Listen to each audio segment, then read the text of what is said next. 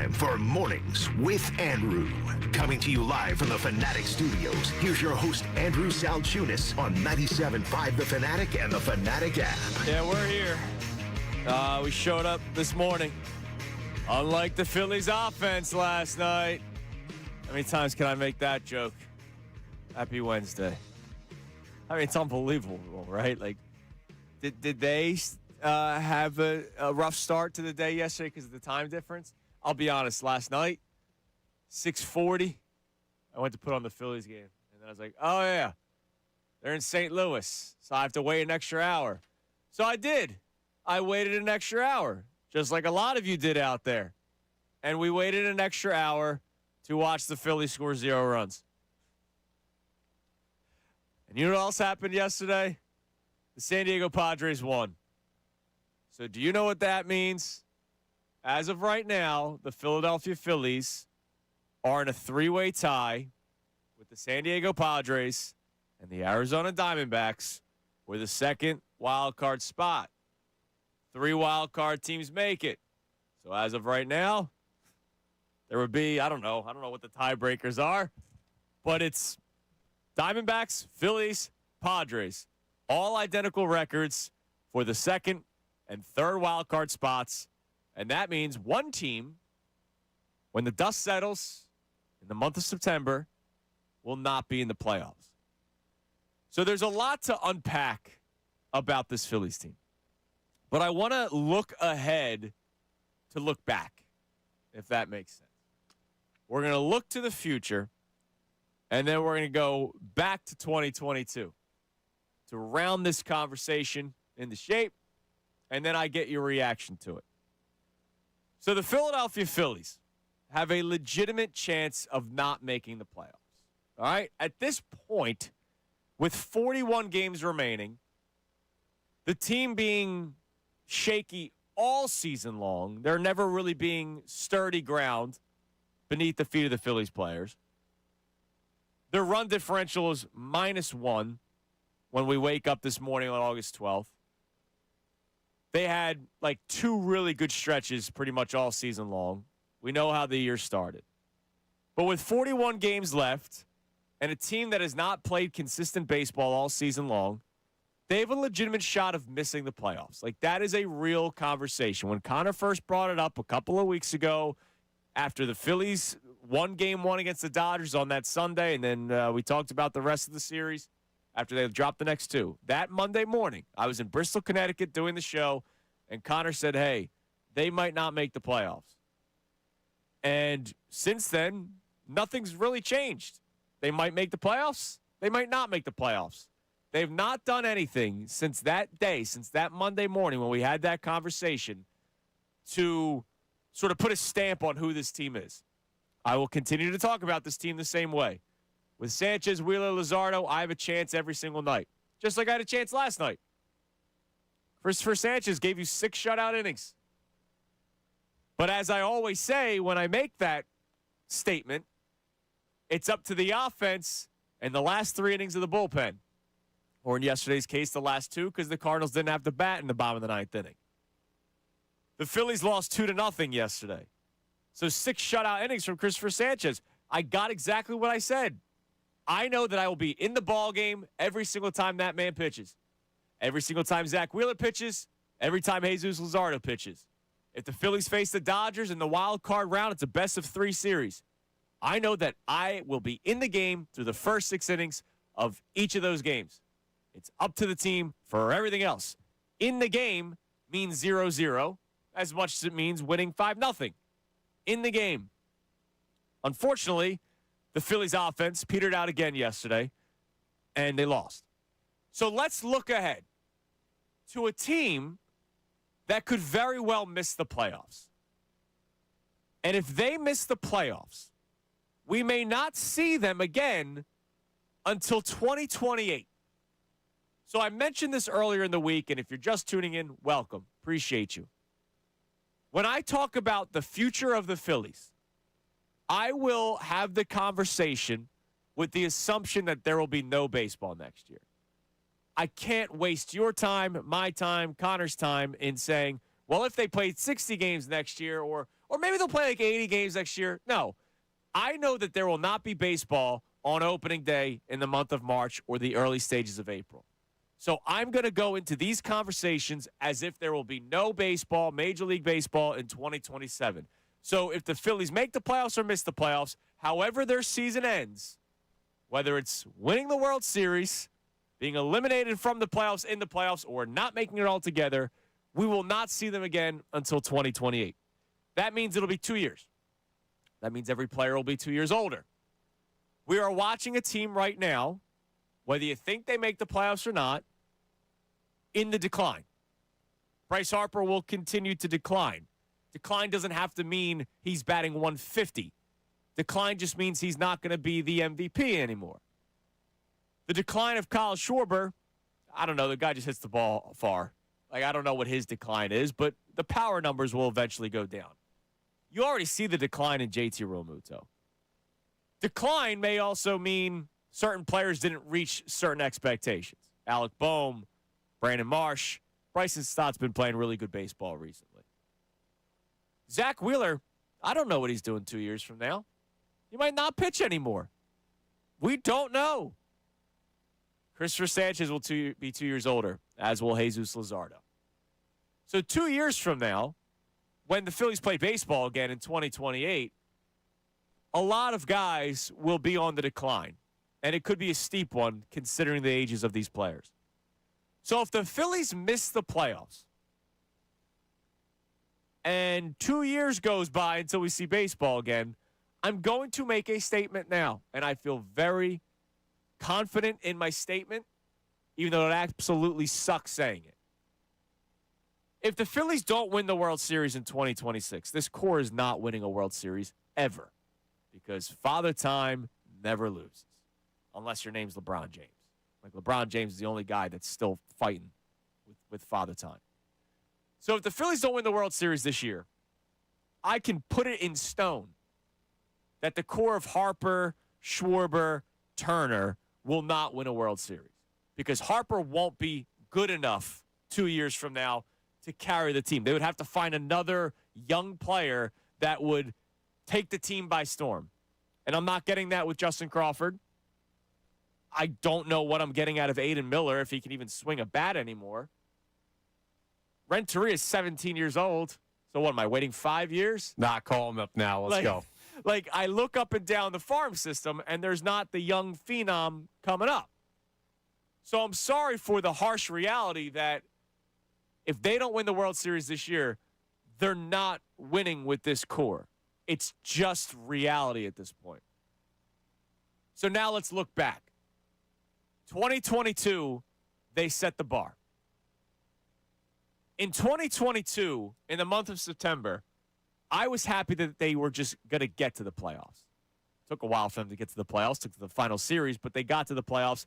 I was happy that they just got to the playoffs. I wasn't saying, now they got to beat the Cardinals. I was just happy that they got to the playoffs so that that young core, because they were younger back then, that young core was experiencing playoff baseball for the first time, a lot of them, or some of them were just experiencing it for the first time in a Phillies uniform, like Bryce Harper. But once they make that run to the World Series, once they beat the Cardinals, beat the Braves, and then we're going, they can absolutely beat the Padres, they set the bar of World Series or bust. Don't allow it to sound like, oh, well, they got to the World Series that year, so it's okay that they don't do it again. No, they set the bar. Connor, I'm a simple man. I view life very simplistically. I know. Do you get there or do you not? If you get there, you passed. If you don't get there, you failed. I don't do C's get degrees got me through life, but in terms of my outlook, it's either you did it or you didn't. You passed or you failed, period. There's no B's or C's. It's did you do it or did you not? It's either an A or an F. The Phillies have not gotten back to the World Series. They choked away the opportunity in 2023. They were the better team. They choked that away. They lost that series. That will be the biggest stain throughout this era. 2024, they don't show up. Last year, they can't play fundamental baseball. this year they might not make the playoffs. So that Monday morning, Connor, to circle back here, when you said they might not make the playoffs, I made a statement that if this Phillies team does not win a World Series, I will look at this era as a failure. Because, again, my viewpoint on life is simple. Did you do it or did you not? I don't do, well, they got to the World Series, and then they got to another NLCS, and then they won 90-plus games multiple years. So if you kind of combine all that, like, that's pretty good. I'd rather have that than, like, what the Minnesota Twins have. Yes, you're right. I would rather have that. But that doesn't mean it was a success. So I will once again say the point that if this Phillies core of Schwarber, Turner, Harper, Wheeler, Sanchez, all these guys don't win a World Series, or I'll even just bring it down a bar, don't get to a World Series, then this era is a failure. I'm not saying that their individual performances were failures. I don't look at Zach Wheeler as a failure. I look at Zach Wheeler as one of the best free agent additions in the history of the Philadelphia Phillies. I don't look at Christopher Sanchez as a failure. I watched the guy finish runner-up for Cy Young. But this core, the collective core, if they don't get back to another World Series, and if it doesn't happen this year, it's never going to happen, I will look at them as a failure. Now, when I said that, I got some pushback. Johnny the K was still a part of the show. He was on vacation that week, so when we brought it up the following week, he goes, that's a little harsh. And I got some that's a little harsh from a lot of people. But at the time, the Phillies were in a playoff position. At the time, we were saying, all right, look, it's been rough. They're going to have the trade deadline. They will get better at the trade deadline, which they did. But Connor, at the time, I was a little harsh according to people because they were still going to get to the playoffs. If this team doesn't make the playoffs, which, again, it is not a guarantee that they do, with 41 games left as they continue to leak oil and the Padres are getting hot and the Padres were the team behind you and now they're tied with you. If this Phillies team doesn't make the playoffs, for the people that said I was a little harsh, I would like to hear from you now at 610-632-0975. Would your perception of this Phillies era change if it ended with missing the playoffs? I said it a couple of weeks ago. What if this was 2012 and we just didn't expect it? We weren't ready for it. When the Phillies lost the playoff series in 2011 and Ryan Howard gets hurt, looking back at it, you go, all right, it makes sense that they didn't make the playoffs. They lost their most feared hitter and other guys were banged up. A lot of things went wrong for the Phillies in 2012. This year, Connor, it's not that things went wrong. What was the big injury to this team? Adolis Garcia or Brad Keller? Yeah. Is that miss the playoffs worthy? No, sir. It shouldn't be. No. Has the starting pitching been bad? Top three haven't. Top three haven't. Is the lineup? Yeah, sure. They have flaws. I hate them. But is this like the White Sox from 3 years ago that didn't have a professional baseball team? No, they're playoff caliber players. How many All-Stars did this team have? 6. So if the Phillies don't make the playoffs this year, it's because of everything. It's because of not being able to play fundamental baseball. It's because of Dave Dombrowski not realizing the holes that this roster had. It's because of a lot of his decisions that then trickled down to everything else. It's not moving on from players fast enough. It's holding on to guys that admitted that they were tight in the playoffs last year, and that was Alec Boehm. It's guys that you know are platoon players, but you said, no, this is the year that they'll break through and not be a platoon player. Remember all that stuff we did with Vince Velasquez? This will be the breakout year. It'll be different this year. We're seeing that this Phillies team is much more of the same. The only difference of this Phillies team compared to 25, compared to 24, compared to 23, hell, compared to 2022, the difference that this Phillies team could have out of those teams is that they just don't make the playoffs. There's nothing different about them. It's the same team, which is part of the problem. So if they don't make the playoffs, which it's very likely that they don't make the playoffs, I will ask the question again, Connor. If the era was World Series appearance, NLCS choke job, back-to-back division round losses, and then not making the playoffs. Would your tune change that when I say this era would be a failure if they don't get back to another World Series? If they don't make the playoffs in 2026 and we don't have baseball in 2027 and they're 2 years older in 2028, so it's probably not going to be much better. How do you feel about this era of Phillies baseball? Now, when we first had this conversation, I was already on your side, right, Yes. of failure, not winning the World Series with this core. That was always what it was supposed to be. When Bryce Harper signs here, that is where your bar is going to be one day. And in 2022, one day came quicker than we thought. Yeah. But I will push back on the idea that this year's the determining factor. Because I think the biggest issues with this team we've seen, the biggest collapses, like 23 was a bigger collapse. Sure. 24 to the Mets. Like, that was embarrassing. That was a team that ended up going to the NLCS that you should have beaten. You were the better team in that series, too. The Dodgers won. I know people get heated about that because of how that series went down. The Dodgers are the Dodgers. They're back-to-back World Series champions. But I think the only thing that would have shifted the narrative, or that should shift the narrative for this season, is if they were to beat the Dodgers in the postseason and then lose to another team. And then it's just like, okay. Dude, if they don't make the playoffs, that's more embarrassing than getting to the playoffs and losing to another team. If they don't make the playoffs, that is more embarrassing. No, here's why. Because if they make the playoffs, I still don't think they're beating the Dodgers. And I've felt that way this whole year. Sure. Right? So there's a team. Make it, miss it, don't matter. If you run into that team and you're going to run into that team, you're going to be out either way. So why does it matter? That's kind of the way I look at it, because the bar for this team is World Series. If they were to beat the Dodgers and then face, I don't know, the Padres in the NLCS or something, or the Braves in the NLCS, and then you lose to that team after vanquishing the back-to-back World Series champion team that's ruining the sport, that changes perspective even more. Oh, you're not just failures, you're chokers in big moments every time. But missing the playoffs, to me, it's not. If they miss the playoffs, it is an all-time failure with this baseball team. Fourth highest payroll in Major League Baseball. I'm not going to say 3 Cy Young candidates, but you get what I'm saying. 3 aces, right? Like, Jesus Luzardo's now pitched well enough to be an ace for a lot of teams in Major League Baseball. I get what you're trying to say about the choke jobs and all that kind of stuff, and that's how they will be remembered. But, dude, if they don't make the playoffs with the expanded playoffs, that's more embarrassing than anything else.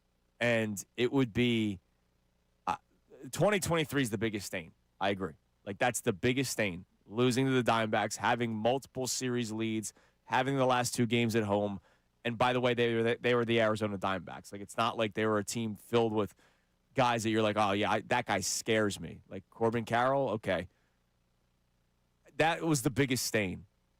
But missing the playoffs would be worse than losing to the Mets. Yeah, it's a worse result. But my argument's what's new about it? Sure, we've seen the playoffs. That's what's new. Okay, guess what? They've been out the first playoff series they played the last 2 years. Did they look competitive against the Mets? No. Did they look like they looked competitive Dodgers last year? Yeah, they were. But still, I mean, this is a team. It feels different, but if you take the emotion out of it, of like, oh, well, this team, they're not even in. Look at it. The Braves have had high payroll, really good teams. They've missed the playoffs. Yeah. The Mets have had high payroll teams. They've missed the playoffs. Yeah, and the Mets are a failure. And the Braves, you can at least, if you're making an excuse for a team, you can make the excuse that they're always hurt. The Phillies haven't had an excuse. There are no excuses for the Phillies. That's why this would be like the worst, because there's not an excuse. There is no excuse for the Philadelphia Phillies to not make the playoffs. It's not that team played over their head this year, right? Like the Padres were supposed to be in contention this year. A lot of teams were supposed to be in contention this year. If the Phillies don't make the playoffs, it's because they just sucked. It's not because of any excuses. It's not because one team won 100 games that wasn't expected. Like, remember the Giants a couple years ago won 100 games. If you're in that division, you're probably like, damn, we weren't expecting that. If the Phillies don't make the playoffs in 2026, it's because of just their own ineptitude, period. Yeah, but you got to hear your question. It's not, is this the worst season of this era? It's, is this determining whether or not they're a failure?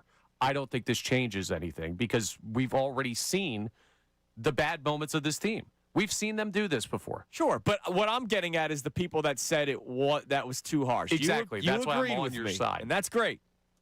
The people that did not agree said that's too harsh. If they don't freaking make the playoffs because of their own ineptitude, not because of injury, not because, guy got suspended, anything like that. It's just they sucked or they were not good enough. If they don't make the playoffs, this era is a failure because every season it went one step backward. Just like we experienced in that 07-11 run. But what did they at least do? Get to 2 and win 1. It's why we talk about the Eagles era being such a success. Best era in Eagles franchise history. Got to 2 Super Bowls, won 1. If the Phillies get to a World Series and then lose NLCS, NLDS, miss playoffs, lockout, who knows where we're at 2 years from now? Yeah, this era is a failure. And I don't think anybody can tell me otherwise. You can try. And that's the beauty of Sports Talk Radio. So please chime in, 610-632-0975. That's the number to text in. It's the number to call in. It's the number to leave a voice memo. This is an I need to hear your voice day. I love the Davis Honda text line. The people at Davis Honda are fantastic. Check them out in Burlington. But this is a day I need to hear your voices. If the Phillies don't make the playoffs, then what are you saying? Because to me, it's easy. This era, failure. 610-632-0975. Now, coming up next, there is some stuff about last night's game to actually talk about. Donnie Baseball. We all love Donnie Baseball. He's the best. Should be in the Hall of Fame, right? He knows baseball. He knows Bryce Harper. He could talk to him because it's easier to talk to a guy that's done it. Oh, yeah, that's what makes him the best. He's done it. And played for the Yankees. Did you know that? There's an inning that he played third base as a left-handed guy. Did you know that? Oh, I had a signed poster of him. Well, there's a storyline from last night other than just losing their wild card lead. Christopher Sanchez was pulled after 89 pitches. Donnie said one thing. Sanchez said the other. That means somebody's lying to us. We'll try to figure out next here on The Fanatic. Now, on 97.5 The Fanatic Sports Update.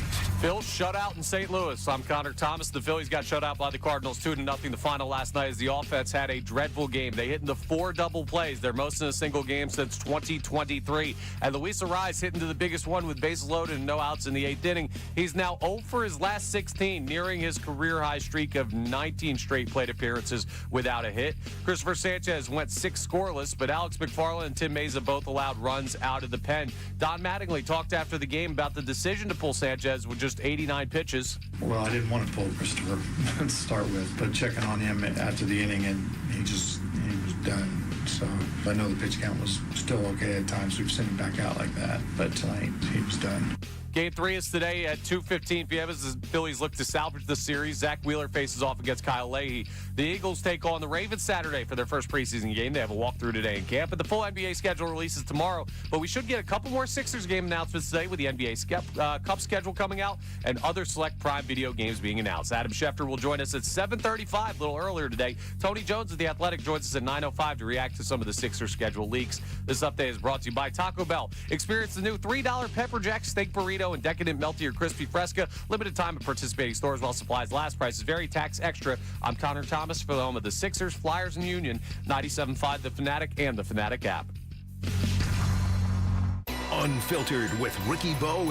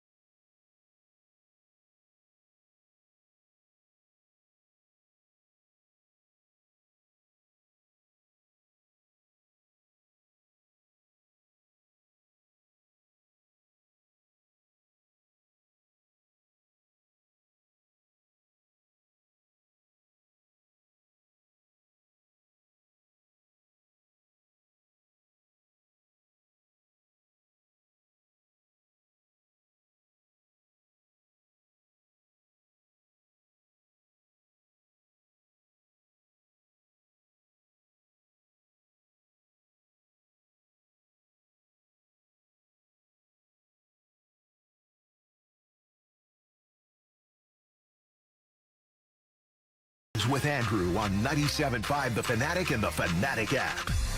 This hour is brought to you by Bradford White Water Heaters. Bradford White is here for the pro. All right, a couple of tweets coming in. That's another way to be a part of it. The Davis Honda X line.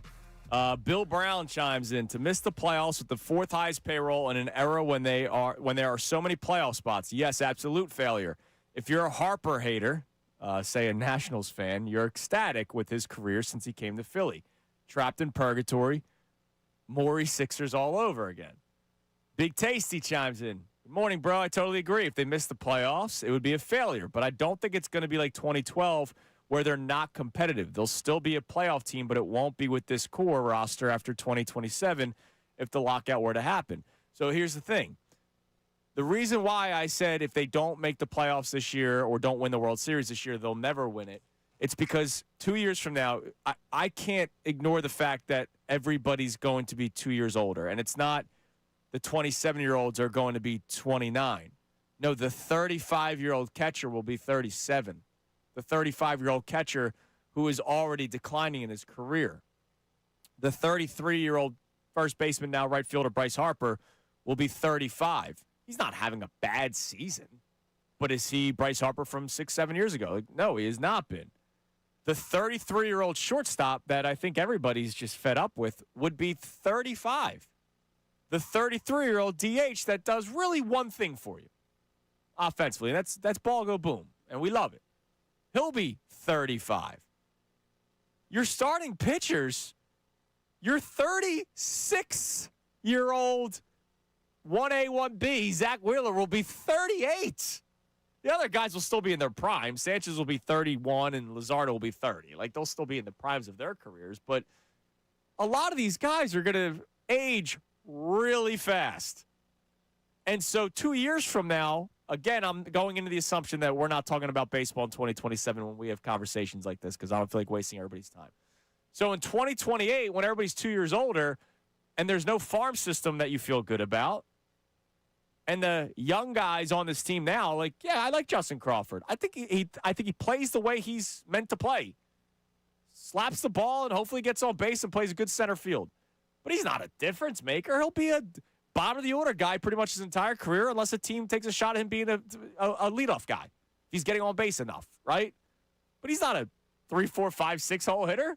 Like, he's either going to bat leadoff and you hope he gets on base, or he gets on base as the 9 hole hitter. And he's a much, much better Roman Quinn, where you're like, oh, we have 2 leadoff hitters, except this guy just bats 9th.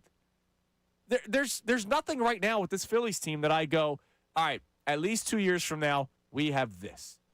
I don't have much of that. I have Luzardo and Sanchez. Who's the young guy that, at least 2 years from now, we have that guy? Who is it? Duran, all right, an inning. Yeah. Awesome. It's the 9th inning. You got to be winning for it to really matter. There's nothing. No, there really isn't. Like, I know what Stott is. Bohm's going to be gone after this year. Like, that's the one saving grace for me, is that they can replace a third baseman that doesn't hit for power. Andrew Painter, Gage Wood both maximize what they can do, and you carry the rotation carries. All right, awesome. Again. A lot of things have to go my way. Exactly. So that's why I look at this team now, and if they can't even make the playoffs this year, they're not winning a World Series 2 years from now. They're not. So would this era be a failure if they don't get back to another World Series? 610-632-0975. All right, last night, before we get back to this conversation. Last night there was baseball, and the Phillies lost again 2-0. And Donnie Baseball made a decision going into the bottom of the 7th inning to remove Christopher Sanchez from the game. Your ace. Your best pitcher. He had 89 pitches. So it wasn't even a let's start the inning with Sanchi. And look, if he gets into some trouble, we'll pull him. But we're gonna go into the bottom of the 7th inning with a different pitcher. We're done. Christopher Sanchez, handshake. See you later. Alex McFarland goes out there. He gives up a run. Tim Meza gives up a run. The Phillies lose 2-0. So after the game, Don Mattingly was asked about his decision to pull Christopher Sanchez, and this was his answer. Why did you decide to pull Christopher at 89? He was Well, I didn't want to pull Christopher to start with, but checking on him after the inning, and he was done. So I don't know what it is. I know the pitch count was still okay at times. We've sent him back out like that, but tonight he was done. All right. So when you hear that, and he says, I didn't want to pull him, but then when I talked to him, he was done. When you hear that clip, if you did not hear it last night, your first reaction is, he went up to Sanchez, and Sanchez was like, look, I might be able to have a batter in me. Right? That's the conversation. Yeah. It's not, do you even, like, can you give us one more inning? I'll try. If I can, I'll get you through a batter. Something like that. That's my takeaway. And I go, all right, Christopher Sanchez knows his body. If his arm's fatigued, I need that guy. I need the bats to come through here. Can we get 9 outs? All right, handshake, hit the showers. That was Don Mattingly's story. Well, Christopher Sanchez had his turn to talk by way of the translator. And this was what Christopher Sanchez had to say about the conversation with Donnie Baseball. You know the type of pitcher that I am. I'll never say that I'm out of gas or that I don't have any more pitches with it. But he's the manager, and we made a joint decision. We discussed it, and in the end, those things I can control. So he made the decision, and he's the one in charge to make those kind of decisions. So I'll just respect that. So if I didn't play the Don Mattingly clip, and I played that clip, you'd think, all right, Don Mattingly made the decision to take him out of the game. But the problem is we have both clips. The problem is we do have Don Mattingly saying, I didn't want to take him out. I talked to him. He was done. And then we have Christopher Sanchez saying, I would never as a competitor say I'm done. He throws in the joint decision thing, but then says it was his call. He's the manager. So which is it? Is it Donnie, Hall of Fame, should be Hall of Famer baseball, Mattingly, poster on my wall, love him, fire Rob, we love Don, wasn't a great manager with the Dodgers or the Marlins? Was it Don Mattingly saying Sanchez is done? He said it was done? Or was Christopher Sanchez like, yeah, I could have still gone? Somebody's lying. Somebody. And I know managers always lie or always stick up for their players, but he didn't really stick up for his guy. He said, I didn't want to take him out, and then I had a conversation with him, and then he was done. And then Christopher Sanchez, minutes later, says, no, I didn't say that. So which is it? Remember, too, for full context on this is the second time that we've had this year, not with Christopher Sanchez. Zach Wheeler. Zach Wheeler was upset with when he was pulled by Don Mattingly. Yeah, he thought he earned the chance to get out of an inning. Now, a little bit different. Wheeler had runners on base, and I think he'd already given up some runs. Christopher Sanchez had just finished his 6th shutout inning. And did Sanchez look like he was struggling at all yesterday? Not to me. 7 strikeouts to 0 walks would tell you no. 4 hits would tell you no. It's not like he had a line of 7 strikeouts, 3 walks, 4 hits, and you're like, all right, not his best night, but he got through 6. He battled, man. No, he was dealing yesterday. And at 89 pitches, this isn't a guy coming off of an injury. This isn't a guy that I understand that we got to worry about pitch counts and innings because it's going to be all about the starting pitchers come playoff time. But, man, you got to win baseball games. I remember back in, I believe, 2021, or it may have been 2020. I forget which year. It's either the COVID-shortened season or 2021. When Joe Girardi, in the month of September, said something to the extent of, this is a marathon, not a sprint. If you say that in April or May, yeah, it is a marathon, not a sprint. You play 162 games. You still have June, you still have July, you still have August, you still have September. We have reached the point of the marathon where you got to kick it into gear, dude. You can't give up opportunities to win baseball games. What is one of the biggest issues with your team right now? The bullpen. And you had your ace through 89 pitches through 6 shutout innings still dealing. And you said, that's it. He's done. So let's go to the bullpen. That's been a disaster. No wonder you lost yesterday. And you wake up today after the Padres winning tied with San Diego and Arizona. You might not make the playoffs. And we're doing the marathon, not a sprint thing. Pretty much. He didn't say it, but that's pretty much how he's acting. They got to win baseball games. Crying out loud. Somebody's lying. It's either Don Mattingly or Christopher Sanchez. Well, I'm going to lean towards the guy who told you that Garrett Stubbs was going to be pitching yesterday in the 10th inning. Yeah. Like, that worried about the bullpen, that you're going to throw the backup catcher in an extra innings game where you'd be tied, or maybe even up one. A Garrett Stubbs save situation is almost what we got in game 1 in St. Louis. Yeah. That's where we're at. So clearly he's being very protective of the players. If he's willing to go to that length to potentially lose a ball game over prioritizing health. So if you had to ask me where the evidence points towards, it points towards Don Mattingly being very conservative when it comes to the health of these guys. Okay. It's going to be great when they're healthy, when they're not in the playoffs. Because there's a chance that they're not in the playoffs. Shout out Tyrese Maxey Fan 1 on our YouTube chat. Just wanted to join the show. Hashtag made the switch. Nice. Appreciate you. All right, let's check the Davis Honda text line. Feel the Davis difference. Check them out. 610-632-0975. We'll take your calls and your voice memos as well because I need to hear your voice. Do you have the same pain in your voice as I do? Because I'm beaten up. Stayed up an hour later to watch that freaking disaster. Phillies lose. Donnie Baseball's lying to us. And if they don't make the playoffs, Dave Dombrowski might get a contract extension. Remember that article that dropped? If they don't make the playoffs, Johnny Middleton, Johnny Bags, Johnny Moneybags, you can't extend that guy. Because the reason why they haven't gotten over the hump and have continuously gone backwards is because of roster construction, not because of bad luck with injury. None of that. Their worst luck was last year when Zach Wheeler had the blood clot, which led to the thoracic outlet surgery.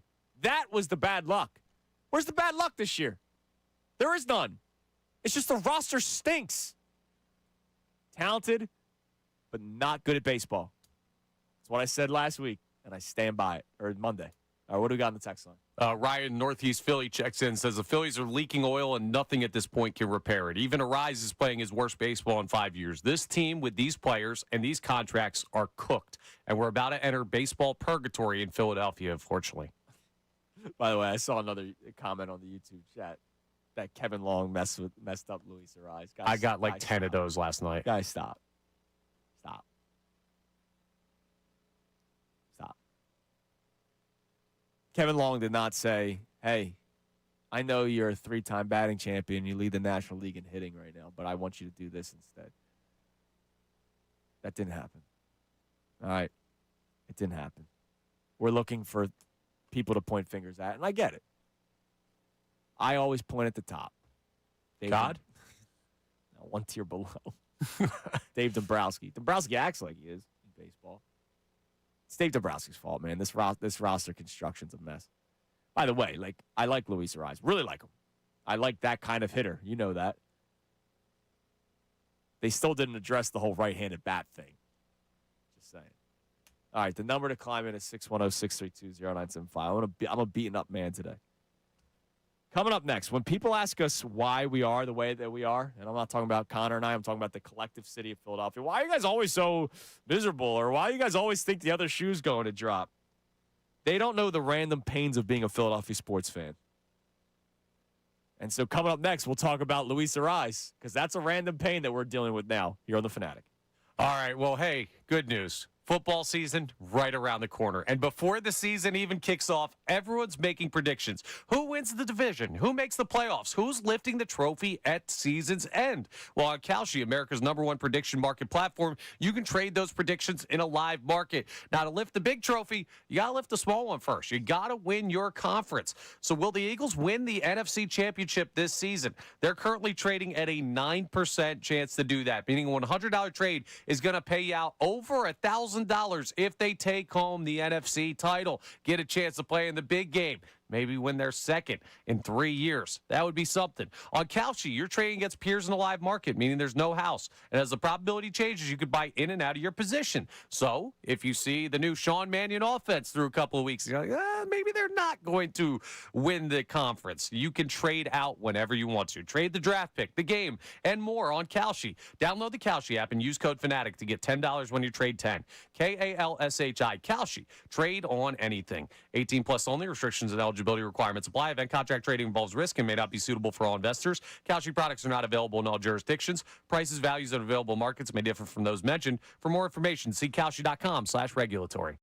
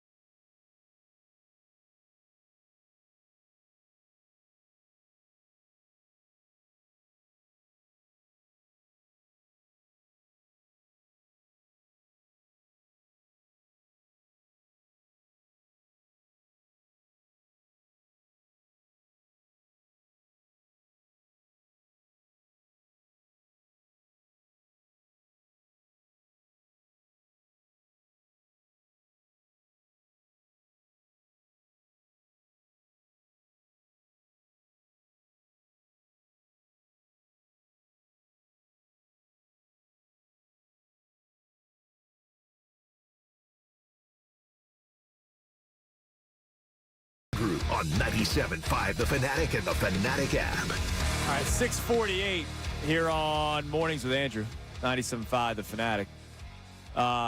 Scanning through the YouTube chat during the commercial break. Real Joe Poll. I don't know if it's, Real Jopple. Real Joe Pool. Something like that. Jopol. There's no spaces. So, I don't know if it's Jopple, Joe Pool. I don't know. Sorry, Mr. Jopple. They still have an 80% chance to make the playoffs, LOL. I love the condescending LOL. So, first off, I don't give a damn about percentages, so we don't have to do this game. One article says they have a 70% chance.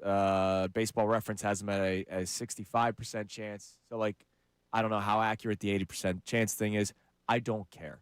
I never use those as determining factors, like the percentage chances, because you know what the percentage chance is, right? It's based off strength of schedule. It's based on how you've been playing all season long. Strength of schedule, like, you can still lose to bad teams. Yeah, what do your eyes say? Yeah, like the Phillies coming out of the All-Star break. What do they have? They had Dodgers, Yankees. They had Mets first. Mets, Dodgers, Yankees, Marlins. All right? I bet you the percentage chance of them winning the series against the Mets and winning the series against the Marlins were pretty high. They lost the series to the Mets, and they got swept by the Marlins. So I don't buy into that stuff. I get that there's data for that, but you're also talking to a caveman that doesn't look at data. Like, I watched this Phillies team, and I watched the starting pitcher that going into yesterday, they had a higher percentage chance of winning. They were the favorites in last night's baseball game. So whether you're a percentage chance guy, a gambling person, whatever, eye test. You go into that game, you know the Phillies are the better team. What happened? They lost 2-0. Their starting pitcher went 6 shutout innings.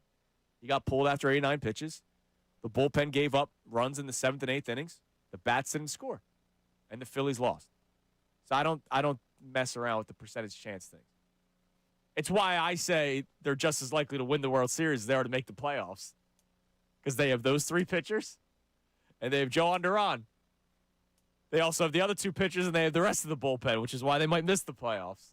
What do we have on the Davis? Oh, wait, sorry. I got to get this one. Why we know pain. So you've been mentioning in your updates. Luis Arise is now 0 for his last 16. I know everybody wants to blame Kevin Long. Kevin Long has nothing to do with this. This is just all-time Philadelphia. Period. So before he grounded into the double play with the bases loaded, when you're thinking, all right, this is the perfect guy to come up to bat, we saw it in his debut. His debut with the Phillies comes up to the bat with the bases loaded, and you're like, all right, this is the perfect time for it. Just slap a single. And he did it. They scored 2 runs. He just needed to do that yesterday. Unfortunately, he didn't do a double play.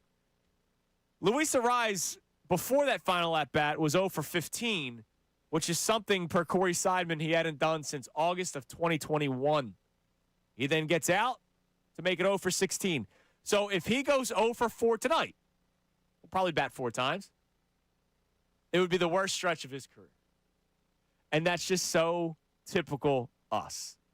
Here's a guy that hits like 340 because he wants to, right? He doesn't want to try to hit for power. He just wants to hit the baseball. He's me in a Sunday league. I don't want to walk. I paid to play baseball. Oh, come on. So You got to get on base. I got to get my hacks in here, See some man. pitches. It's like you with your stupid softball walks. Like, They're not going to throw me strikes. I'm not I swinging. paid money. I'm going to play here. Like, if Luis Arise goes 0 for 4, like, that's so us. That the guy just didn't get a hit in 20 at-bats. It's so us that he's 0 for his last 16. Like, we just end it there. Yeah, it's like the Sixers of this era. Now, totally different because we have LeBron James and Jaylen Brown and everything. But, like, the bad-feeling Sixers could have traded for Steph Curry, and he would have gone, like, 0 for 20 for 3 to start his time here. Yeah, absolutely. Or somebody gets injured, or somebody comes here and gets suspended. Yeah. 25 games for whatever reason. That's what happened to Paul George. All right, what do we have on the Davis Honda text line? Feel the Davis difference. Check them out in Burlington, 610-632-0975. There are a lot of comments on our YouTube chat about how they just hate this Phillies team. It is 22 all over again. I just don't know if they have the magical run in them. What do we got on the text line? Then we'll check the poll of the day. This texter checks in, says, in response to if they don't get back to the World Series, absolutely would be a failure. What have the Phillies accomplished? Nothing. A couple feel-good playoff runs, one of the highest payrolls, continuously underperforming. Yeah. I mean, it would be a failure. Once you set the bar of getting to a World Series, anything short of that is a failure, in my opinion. Like, if you know how if I went around the city right now, Connor, I'm curious because we have a poll on about making the playoffs. If I went around the city and I said, hey, do you think the Phillies will win the World Series? Not can, will. Like, will they win the World Series? I bet you majority of people say no. I'd be surprised if you find more than like 10 people who say yes. If I asked, will they get to the NLCS? I'm sure the first question will be, have they played the Dodgers yet? If I say, will they beat the Dodgers? Majority of people will say no. If I say, will they make the playoffs? I am curious what people would say. Let's check the poll of the day, brought to us by Dr. Avidan Appel and the team at Iron Mountain Men's Health. Phillies bats need it, man, because right now they're not swinging anything strong up there. What do we got? So you haven't looked at this yet? No. So you don't know. You're going to love this. Do you believe the Phillies will miss the playoffs? What is your gut feeling? I want your guess, Andrew. Do I believe the Phillies will miss the playoffs? Yes. So yesterday we had that poll about the stress, and it was like 50-50, and I said that's because 50% think they will make the playoffs, 50% won't. You know what? Because they lost yesterday, I know how this works. If they won yesterday and we asked the question, majority of people would say, no, they'll make the playoffs. I'll go like 57% of people say they will miss the playoffs. 70% of our responders are saying the Philadelphia Phillies will miss the playoffs. 70%. That's amazing. 30% are saying no. Hey, John Middleton, remember that extension of Dave Dombrowski that's being reported? You can't do it, brother. Can't do it, man. This like I need to have like this isn't even like angry Phillies fan talking to you. This is like, yo, you got to leave her. She keeps cheating on you. Like, leave her, dude. Like, I get it. She's hot. Like, I get it. She's got a resume. You a big Dombrowski guy? She's got a resume. I get it. Like the hair. I got to be honest. But she keeps cheating on you. Like, John Middleton, I need to sit down with him and put my arm around him and be like, yo, bro, like, why would you do that? I got Bob Nightingale coming on this show a couple of weeks ago saying he's got a lifetime contract if he wants it. Why? What are we doing to ourselves? Why would you do that? He has done nothing to put this team back into contention after they made the World Series in 2022, and he's kept the same freaking roster for the last 4 years with no improvements. Whit Merrifield, Max Kepler, Adolis Garcia. What are we doing here? All right, coming up next, I can't just be beaten up by the Phillies all day today. All right, I can't. The Eagles have me very intrigued right now. Connor, I asked for something a while ago. Johnny the K was still here at the Fanatic. And by the looks of it, I'm getting it. The Eagles offense may do something that they haven't done before. Actually change it. Vic Fangio spoke highly about it. A lot of the players spoke highly of it. Here's some returns on the Eagles' new look offense coming up next. The Phillies conversation will continue, but I need to lighten the mood with some Birds talk because right now it's exciting. It's Mornings with Andrew here on The Fanatic.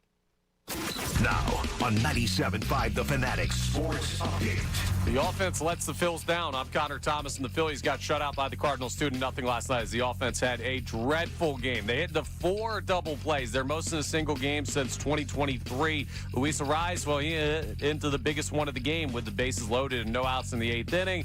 And score a run there, obviously, with the shutout. And he's now for 0 for his last 16, nearing his career high of 19 straight at-bats without a hit. Christopher Sanchez went 6 scoreless. He was really good in the game, but Alex McFarland and Tim Mesa both allowed runs out of the pen. Sanchez talked through a team translator after the game about the decision to pull him at 89 pitches. You know the type of pitcher that I am. I'll never say that I'm out of gas or I don't have any more pitches, but he's the manager, and we made a joint decision. We discussed it, and, in the end, those things I can control. So he made the decision, and he's the one in charge.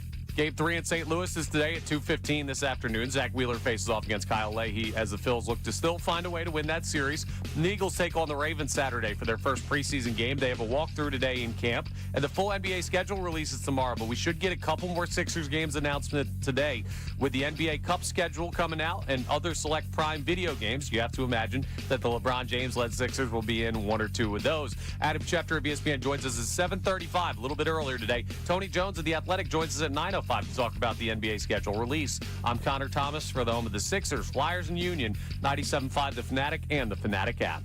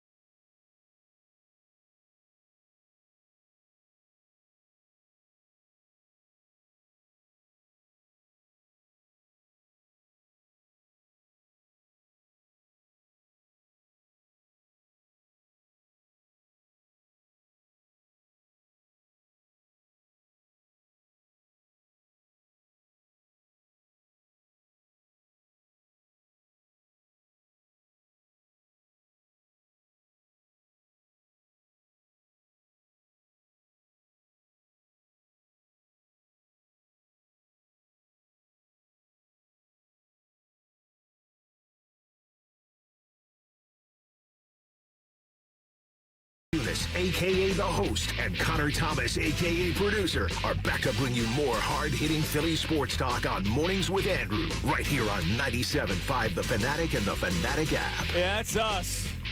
Didn't ask for it, I promise. I think Connor did. I think Connor went up to Matt Menard and said, hey, make this open. The seam heads. I wouldn't have had second billing if I asked for it. It is 7 a.m. here on Mornings with Andrew, 97.5 The Fanatic, reacting to the Phillies loss 2-0, but not just the Phillies loss, the Padres win, which means the Phillies right now three-way tie for the second and third wild card spots. There is a legitimate chance that the Phillies don't make the playoffs. 41 games left. If the Phillies don't make the playoffs, and there's no baseball next year, and we don't see them again until 2028, which means everybody will be 2 years older.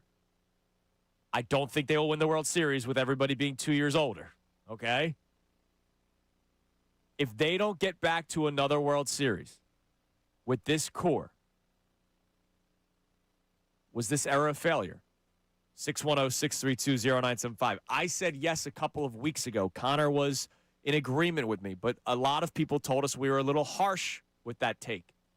That was when we all still thought they would make the playoffs. They might not. And if they don't, it might be over.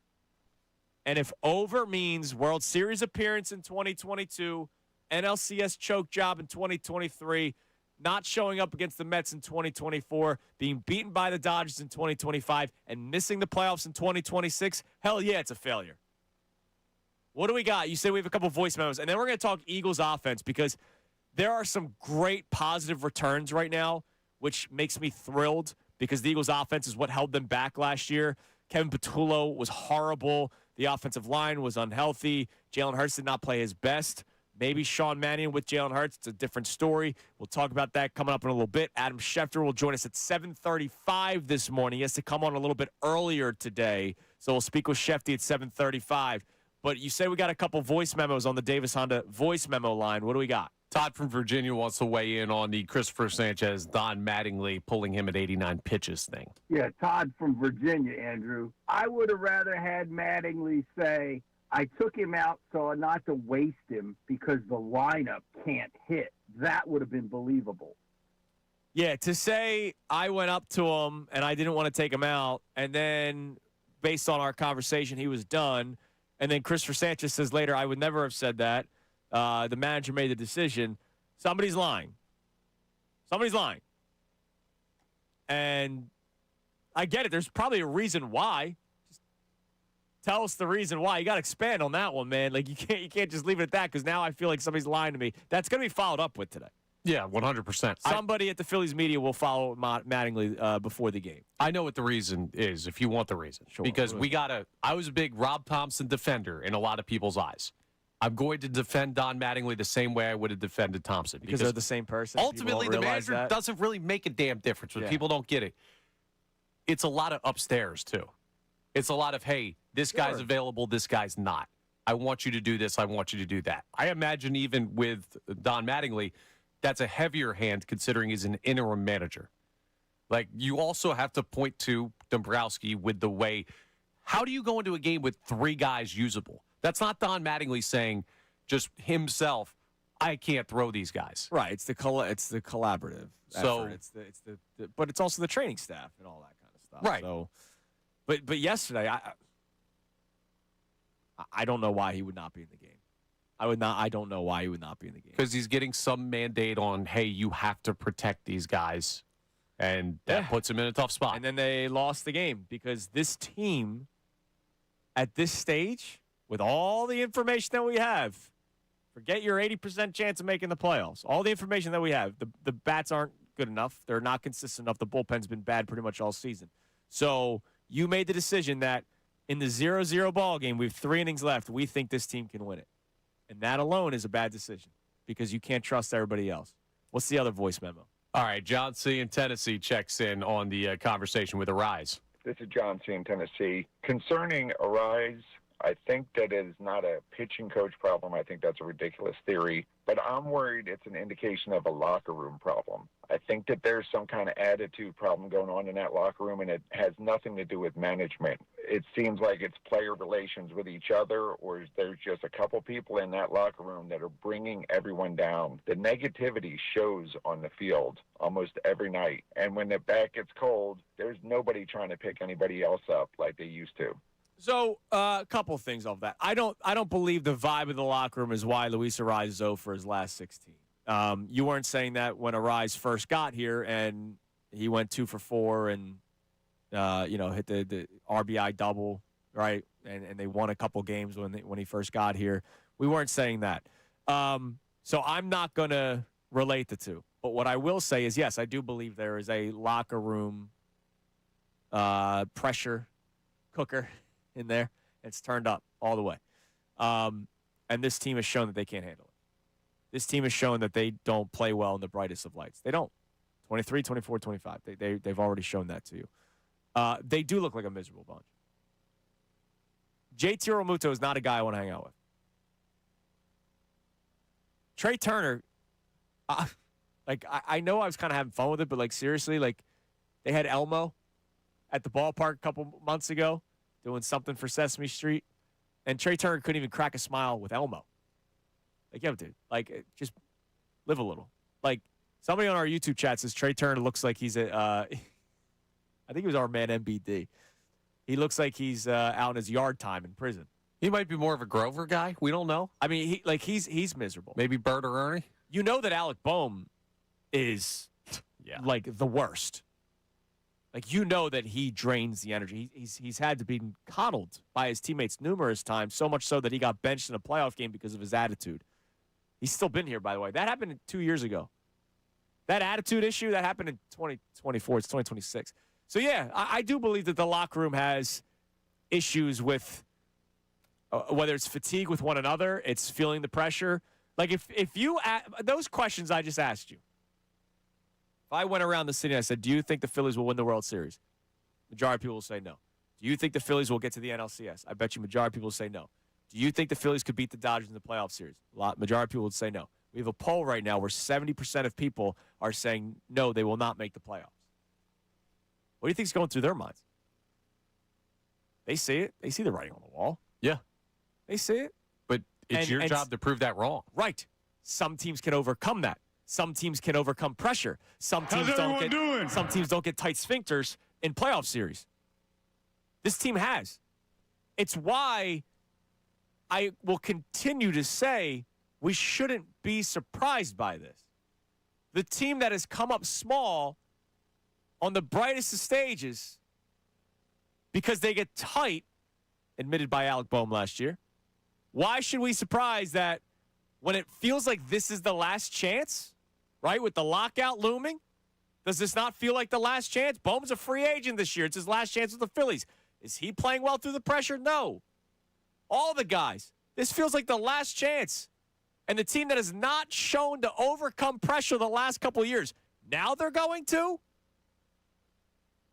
There is something to DNA that Dave Dombrowski has completely ignored. He's looked at a roster and said, this is talented, so that means we're going to win. Winning DNA matters, and this team does not have it, except for the regular season. Until maybe now. All right. Eagles related, because I can't be like this all day today. This will ruin my day today, this Phillies team. The Eagles, there are a lot of great things coming out of training camp right now. So yesterday, Vic Fangio said something really interesting.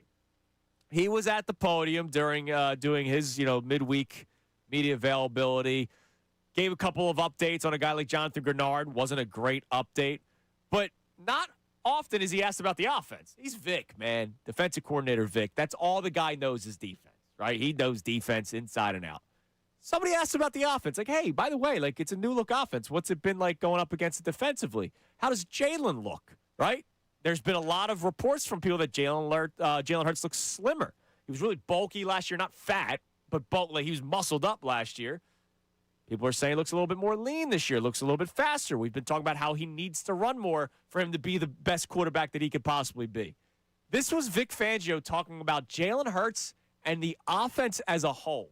I think Jalen's having a good camp. I think he looks faster. Obviously, we can't touch him during practice And, so there's always that debate whether you had him or not. And I think there's been a few times where our guys think they had him and they really didn't. I think he's moving good. And I think he's doing a nice job with the new offense. A lot's been made about him, all these coordinators he's been with. But it's basically been the same offense every year. This is different. And I think he's done a great job with it. This is different. So it is difficult having a new offense coordinator every year. Like, it is. Especially if the offense coordinator can't get a play in on time, like Kevin Patullo did last year. Wow. Did we not see that one coming? Most of us did. 18 seasons, never gets sniffed for being an offensive coordinator, and then he gets one because his buddy's the head coach, and then he fails. Yeah, I saw that one coming. Not surprised by that one either. But even though it's not just another new offensive coordinator. You heard Vic Fangio said it. It's a new offense.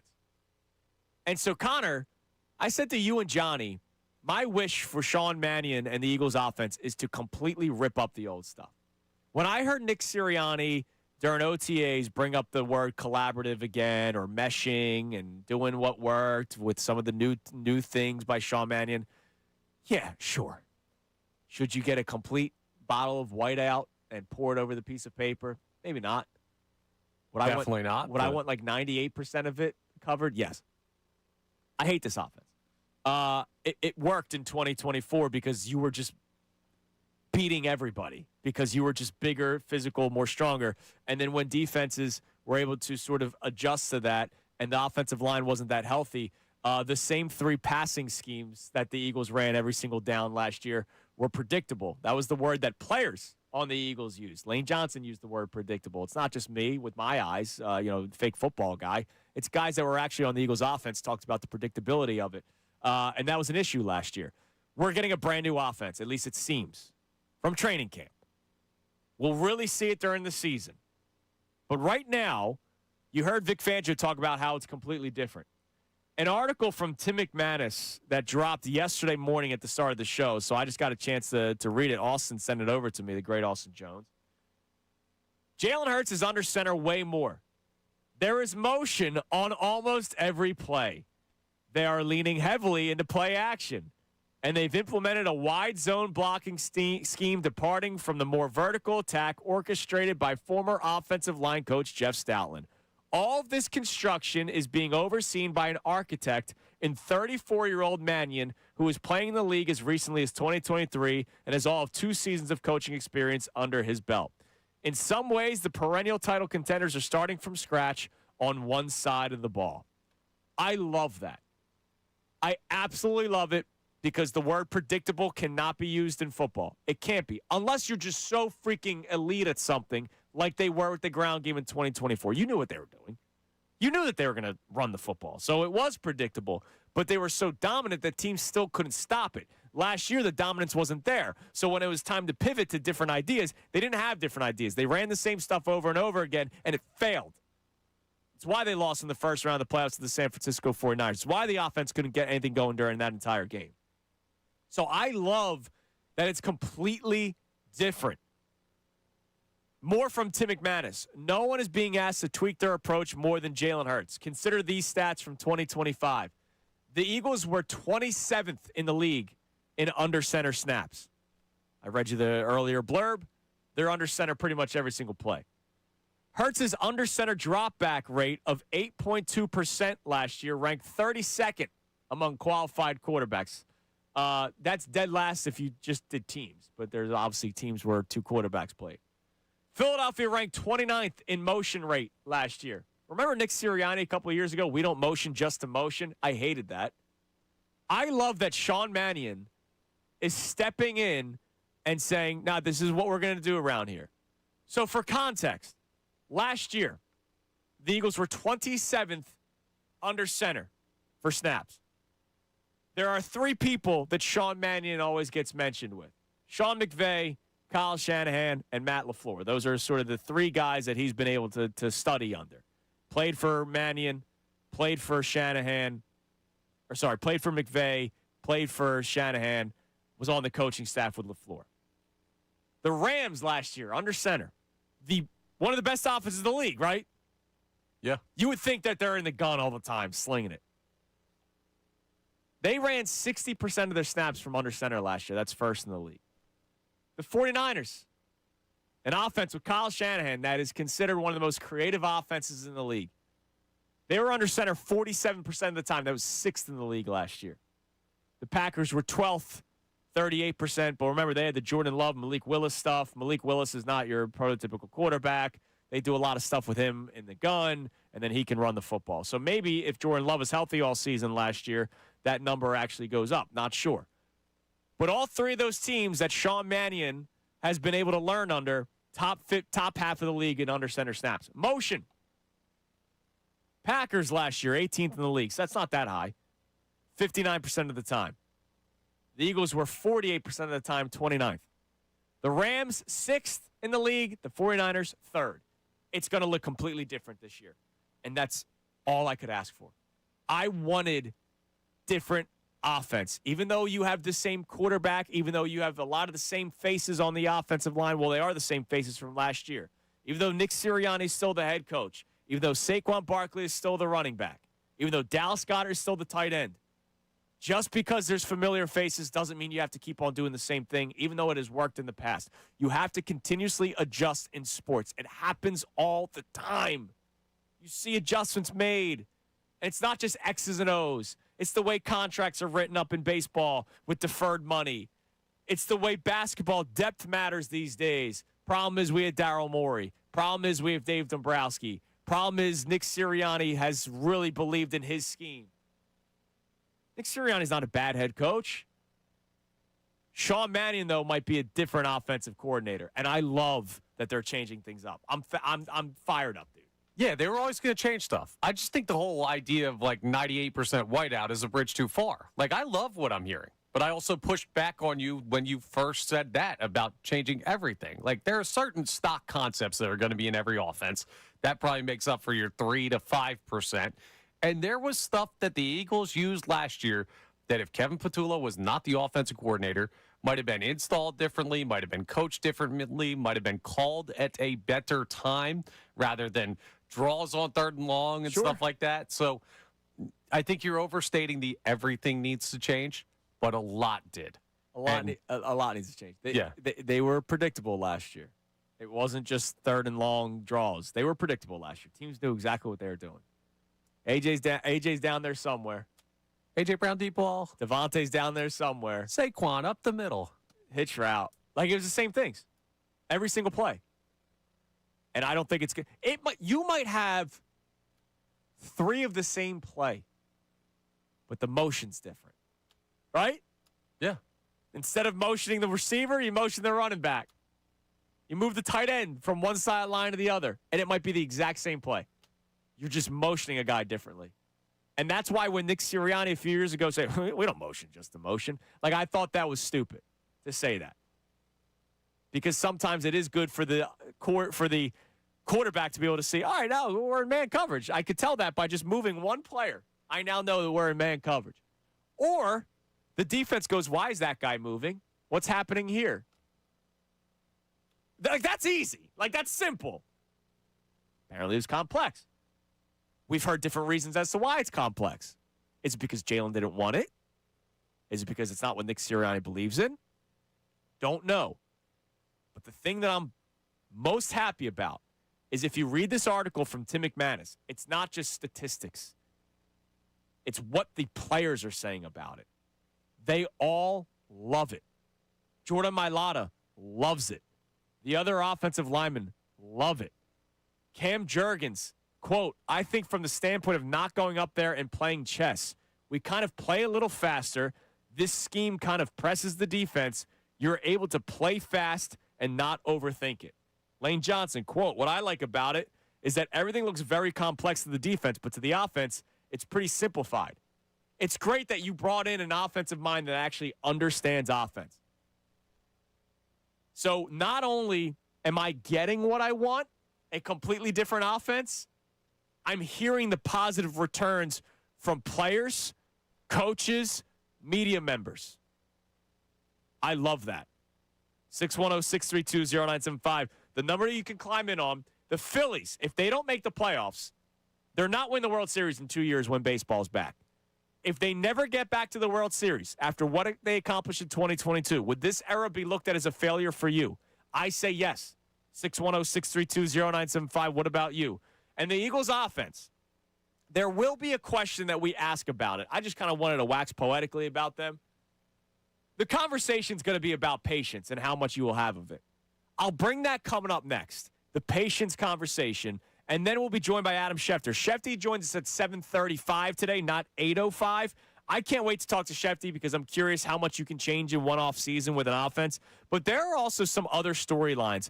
We talked about the Terry and Arnold situation yesterday on the show, that he could join the Seattle Seahawks with everything that's going on with his, the legal stuff that's going on right now. He might join Seattle. And is this the end of Tony Romo? CBS has already made their changes to the broadcast system. I got to ask Shefty. He knows the league, and he knows the industry. Is he just done? We'll talk about a lot of things with Adam Schefter next here on The Fanatic. Now on 97.5 The Fanatic Sports Update. Phillies dropped game 2. I'm Connor Thomas, and the Phillies got shut out by the Cardinals 2-0 last night. The offense, the main culprit in the loss. They hit into 4 double plays. They're most in a single game since the 2023 season, and Luis Arraez hit into the biggest one. Can't believe it, with a guy that was in the lead for the National League batting title when he was acquired. He's now 0 for his last 16, nearing his career high of 19. Christopher Sanchez went 6 scoreless, but Alex McFarland and Tim Meza both allowed runs out of the pen. Don Mattingly talked after the game about the decision to pull Sanchez after 6 with just 89 pitches thrown. Well, I didn't want to pull Christopher to start with, but checking on him after the inning, and he was done. So I know the pitch count was still okay at times. We've seen him back out like that, but tonight he was done. Game 3 is today at 2:15. Zach Wheeler faces Kyle Leahy. The Eagles take on the Ravens Saturday for their first preseason game. They have a walkthrough today in camp, and the full NBA schedule releases tomorrow, but we should get a couple more Sixers game announcements today. The NBA Cup schedule is coming out, and other select Prime Video games will be announced. Adam Schefter joins us coming up next to talk about the latest from training camp around the NFL. Tony Jones of The Athletic will join us at 9:05 to give us some reaction to the big Sixers games we found out about yesterday. I'm Connor Thomas for the home of the Sixers, Flyers, and Union. 97.5 The Fanatic and the Fanatic app.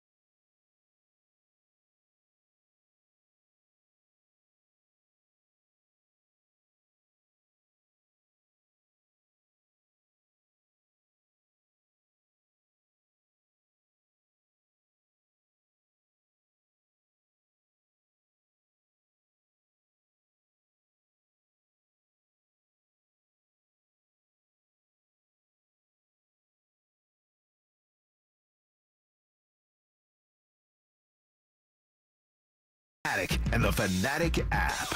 This hour is brought to you by the BetParks Online Casino and Sportsbook. Live bet sports on the BetParks app and play all your favorite casino games. There's always another way to win on the BetParks Online Casino and Sportsbook. Must be 21 plus in PA, New Jersey, or Maryland. Gambling problem? Call 1-800-GAMBLER. All right, it is 7:30 here on Mornings with Andrew. We're going to be joined by Adam Schefter coming up in a few minutes. Shefty at 7:35. He had to move up from his normal scheduled time of 8:05 here on the morning show. Don't forget, the new lineup starts on Monday. Mornings with Marks and Salciunas. Starts 6 o'clock, Monday, August 17th. Middays, Ray Dunn, Sean Brace, Connor Thomas. That happens starting at 10 o'clock, and then Unfiltered remains the same. In the 8 o'clock hour, we're going to dive deeper into this topic. So last segment, I just talked about how excited I am about the Eagles' offense, because if you read the articles from the majority of the beats, not just locally, but nationally as well. Jeremy Fowler had one on ESPN as well with some of his takeaways, and everybody's talking about how much faster Jalen Hurts looks and how the offense just looks different. It's not the same big person beats up little person offense that worked for a couple of years, but clearly didn't work last year when the big guys were beat up. It's a totally different scheme, and I love it because it's what I asked for. I wanted a completely different looking offense. But here's the deal, and this is where the conversation will get interesting. With a brand new offense comes bumps in the road, right? Sometimes you get Chip Kelly's week one performance where it looks like you're playing Madden and you're going, oh, my God, this is the best offense in the league. Or sometimes it's, hey, all right, some things look good. I like that. But, you know, they still have room to improve. And maybe week 4 they'll do that. Maybe week 5 they'll do that. Or there's last year where it just never happened and it just kept getting worse. Connor, the Jalen Hurts conversation's real, even though people don't want to have it, about whether or not he can play to a certain standard and get the contract renegotiated where he gets his guaranteed money, and now he's playing $60 million a year like other top quarterbacks in the NFL. That conversation is real right now. We'll get the results during the season. How patient can we be when we're talking about trying to get back to a Super Bowl and trying to get enough information about the future? How patient can we be? Like, it's one thing for me to say I'm going to be patient, which I am. Our roles reversed here, which is fascinating because you're usually Mr. Patient, and this year you're not. I'm the one that's usually not patient, and this year I am. But I also have to set a week. Like, I can't go like 8 weeks of watching. Next week will be better, right? Next week will be better, right? Like, I need information about the quarterback that you're going to be paying, and I need to see my team succeed because this offseason, if it doesn't go well, there's going to be a lot of different faces. We've had this conversation 2 years in a row, and every time I feel like I'm speaking Greek when I talk to you about it because we're always on the other side of this. I'll give you my week. Let me just look at, we got the schedule over here. Week 1. Week 1, you better roll out and be ready to go. This is a year where there is not patience for the offense for me. They have a lot to figure out, a lot to prove. The future of your franchise quarterback, the future of the type of offense this team runs, the future of your offensive line. Lane Johnson now potentially last year. That gives you even less patience. And you start the season with 2 very winnable games now without Laramie Tunsil for the Washington Commanders and then the Tennessee Titans. Then you go with the Chicago Bears, and it gets tougher there in the middle. You better come out and look damn good in the first 2 weeks. All right, let me ask you something. First 2 weeks doesn't go great. You're panicking? I'm saying that they could be way behind the 8 ball. Yeah. You're panicking after the first 2 weeks. I'm not going to panic in the first 2 weeks. But I'm going to You're doing this. They better be good by within the first 2 weeks. Yeah, because if they're not good, they go Chicago, then they go L.A. They could lose both of those games. You drop one of those against Washington or Tennessee, like, you're going to be in trouble. What if they're 2-0, but the offense doesn't look great? Okay, great. Then you're going to a playoff team in Chicago, and you're also seeing Aaron Donald probably and Myles Garrett. I'm more worried about the Myles Garrett portion of things than Aaron Donald. All due respect. Okay, Myles Garrett's in his prime. You better not get that out of you now, because if he hears that, this dude's training with knives right now. Don't get me wrong. I'm scared about Aaron Donald, but like, it's Myles Garrett. He's the guy that, if you were to ask me who am I afraid of more, I'm afraid of Myles Garrett more than Aaron Donald. The guy's been in football still in the prime of his career, still putting up crazy numbers. But you hit a stretch of 4 straight playoff teams, and then the Cowboys, who we believe could be one this year. They need to be good early. All right, well, we'll continue this conversation. The patience level of the new Eagles offense that, according to reporters, is completely new. It's brand new. And you're also getting information about Jalen Hurts and whether or not you're going to pay the quarterback. So how patient will you be with this offense? 610-632-0975. You can start texting in your answers now because this segment, we moved the clocks around a little bit. We're about to speak with Adam Schefter, and then we'll go right into today's headlines with Connor Thomas. So we're a bit of an extended segment here, and then we'll get back to the conversations to start the 8 o'clock hour. But joining us now here on Mornings with Andrew from ESPN, my man Adam Schefter. Shefty, good morning. Good morning, Andrew. How you doing? Doing great. I'm in a great mood when it comes to the Eagles. The Phillies are making me miserable, and I don't know if you can help me with that one. So the Eagles, at least, the positive returns from training camp, from players, local media, national media, is that this offense looks brand new, and it looks like everybody is picking it up pretty well. So I'll ask you, Shefty, from your years of covering football, what should an expectation be early on in the season for a team that's going to have a completely different looking offense, but we know that they have a lot of talent on it? Well, I think the expectation doesn't change, even though the offensive coaching staff has, even though some of the personnel has. This team still expects to win. I don't think their expectations are any different than they are any other year. I mean, I think they think that they're going to have a great season. We'll see whether or not that turns out to be the case. But just because there have been big changes doesn't alter anything with the way that they approach the season and what they have in mind. Yeah, I mean, my expectations are still really high. The point I'm making is we need to figure out a lot of things. How many times have you and I talked about Jalen Hurts' contract, right? Like, hey, the first 8 weeks weren't good, but the second 8 weeks were. I would take that because that means you're rounding in the shape going into the playoffs. But if you're trying to get as much information as possible, how patient can you be to see if the offense comes together? Well, in this league, it's you can never be very patient because it gets late early if you're not winning. How patient can you be? It's the kind of thing that you know it when you see it. I don't know how to answer that, but you can kind of feel it, sense it, and know it when you're taking a look at it early on. They can be a little bit patient, but look, you look at the way the schedule starts, right? The Commanders at home, winnable game. Yep. At Tennessee, winnable game. At Chicago, tough game, but they can win. And then the Rams. Like, there's no reason with the first 4 games they shouldn't be 3-1, 2-2. If it's worse than that, you start to lose some of that patience you're talking about. Oh, yeah. We start losing it real quick, and then the conversations get really loud about whether or not Jalen Hurts is the quarterback of the future. Shefty, were you surprised with the big news that did happen with the Eagles over the weekend? Lane Johnson comes back from his non-injury-related absence. He returns. He speaks to the media, and he says, this is pretty much it. Were you surprised by Lane Johnson's announcement this weekend? I yes and no. No, in the sense that he's done it at such a high level for so long. You look back at his career, it's a Hall of Fame kind of career.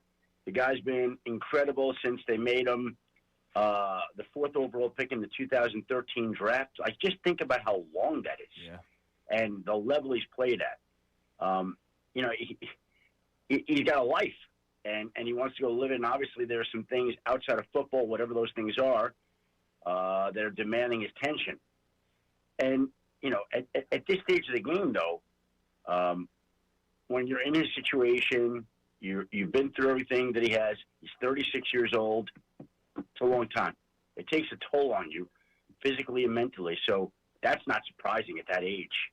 But surprising that I think somebody would come out and say it. Like, usually guys may think that, but they won't advertise it. But maybe he just wanted to kind of be like, hey, I've been away. I'm taking some personal time here, and there are other people and issues that need my attention, and I want you to know that. And, he's being human. He's showing he's got a life. We all do.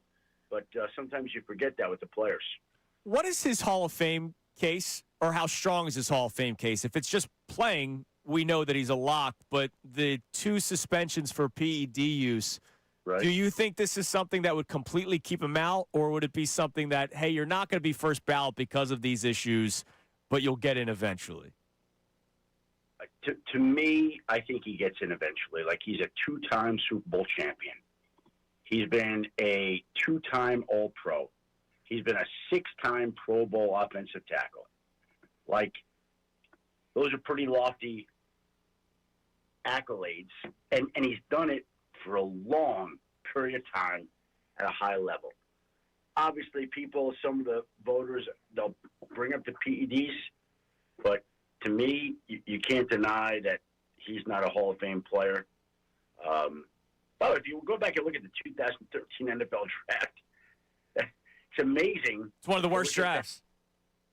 Right, and the Eagles nailed that one, right? Like, I'm trying to find that draft, but it was a horrendous draft, horrendous.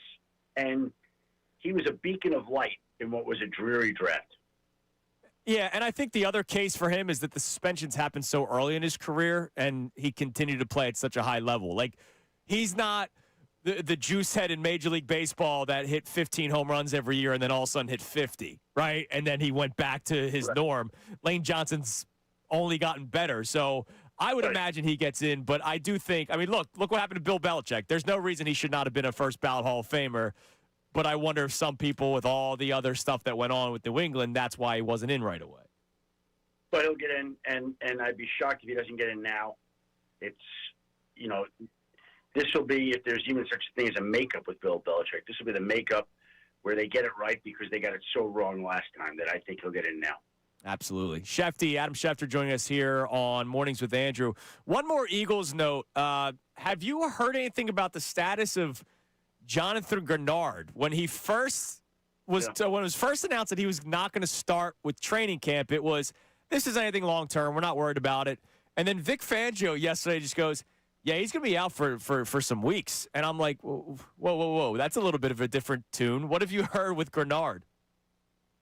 And the truth is probably somewhere between the two of them and what they're talking about at that point in time. Look, when he got hurt initially, I think there was some concern that it could be potentially season-ending at that point in time.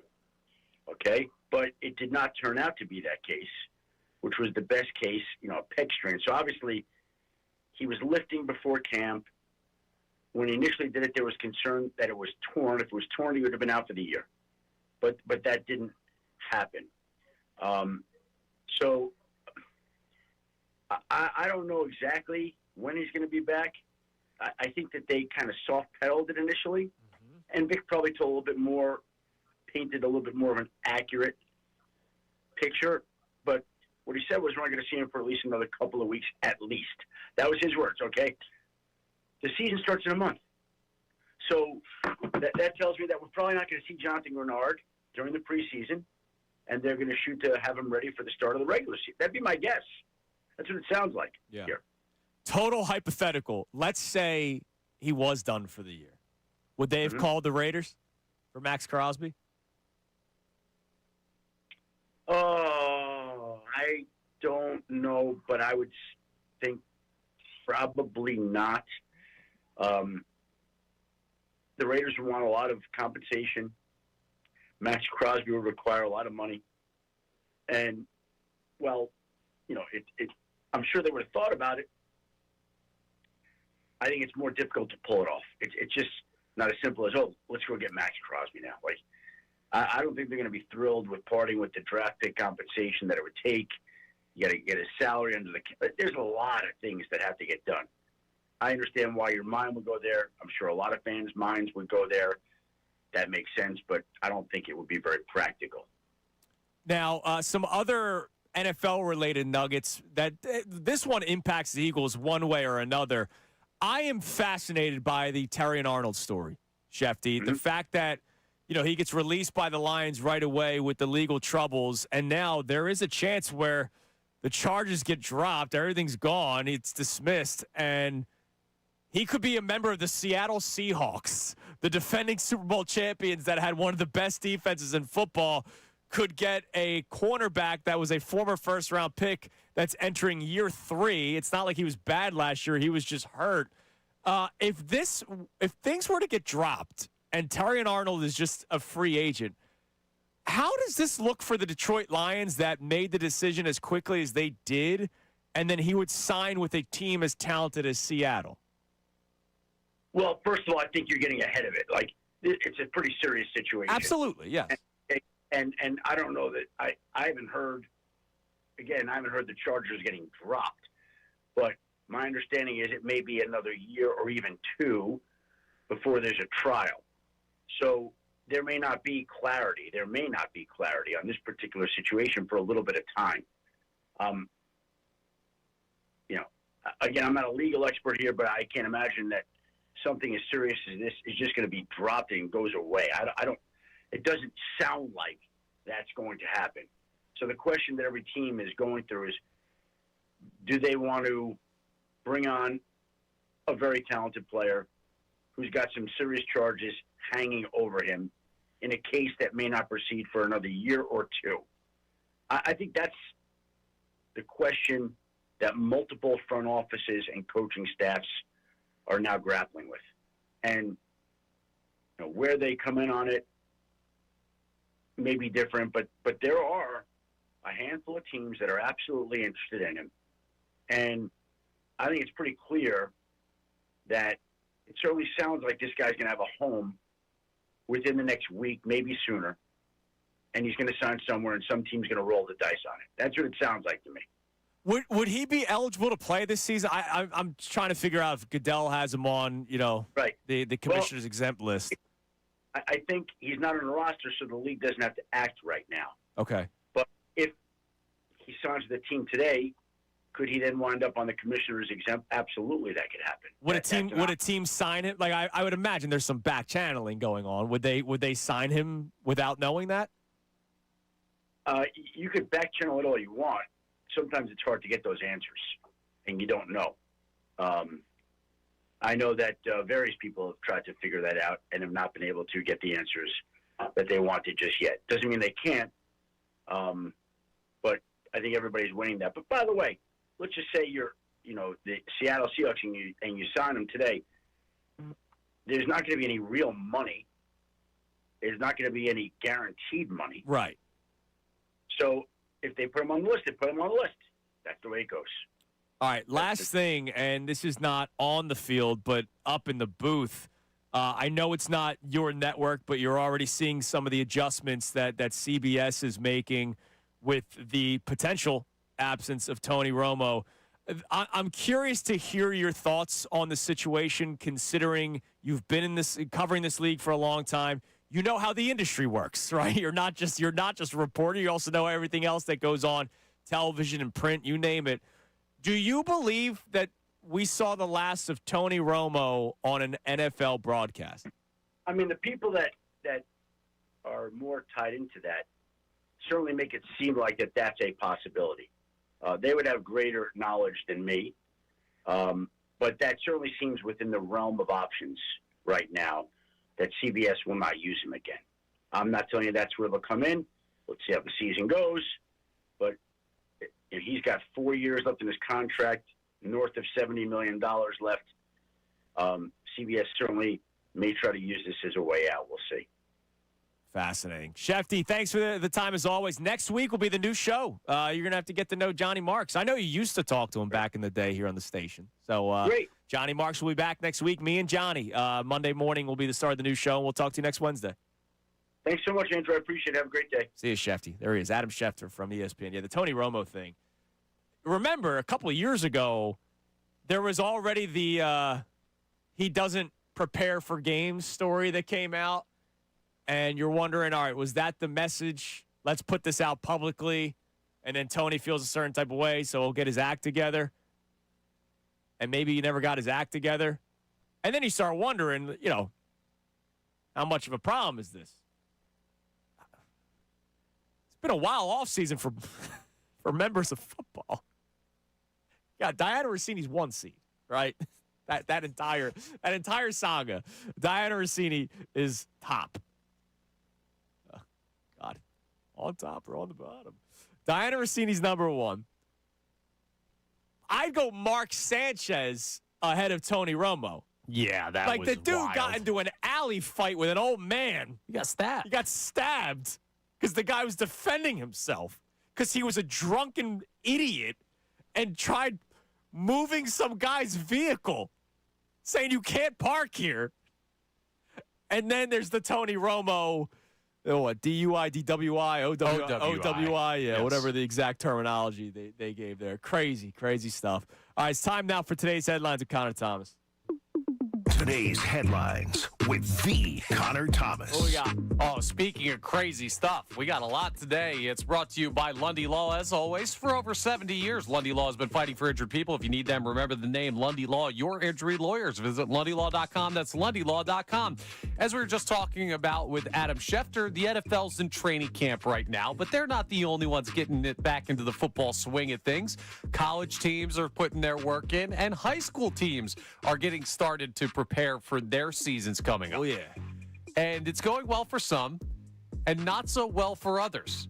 Are you going to talk about the Clearview Regional Pioneers? I'm not, but I'm sure even One win in them, the last 3 years. even they are probably having a better camp than a student at Maumelle High School down in Arkansas. Okay.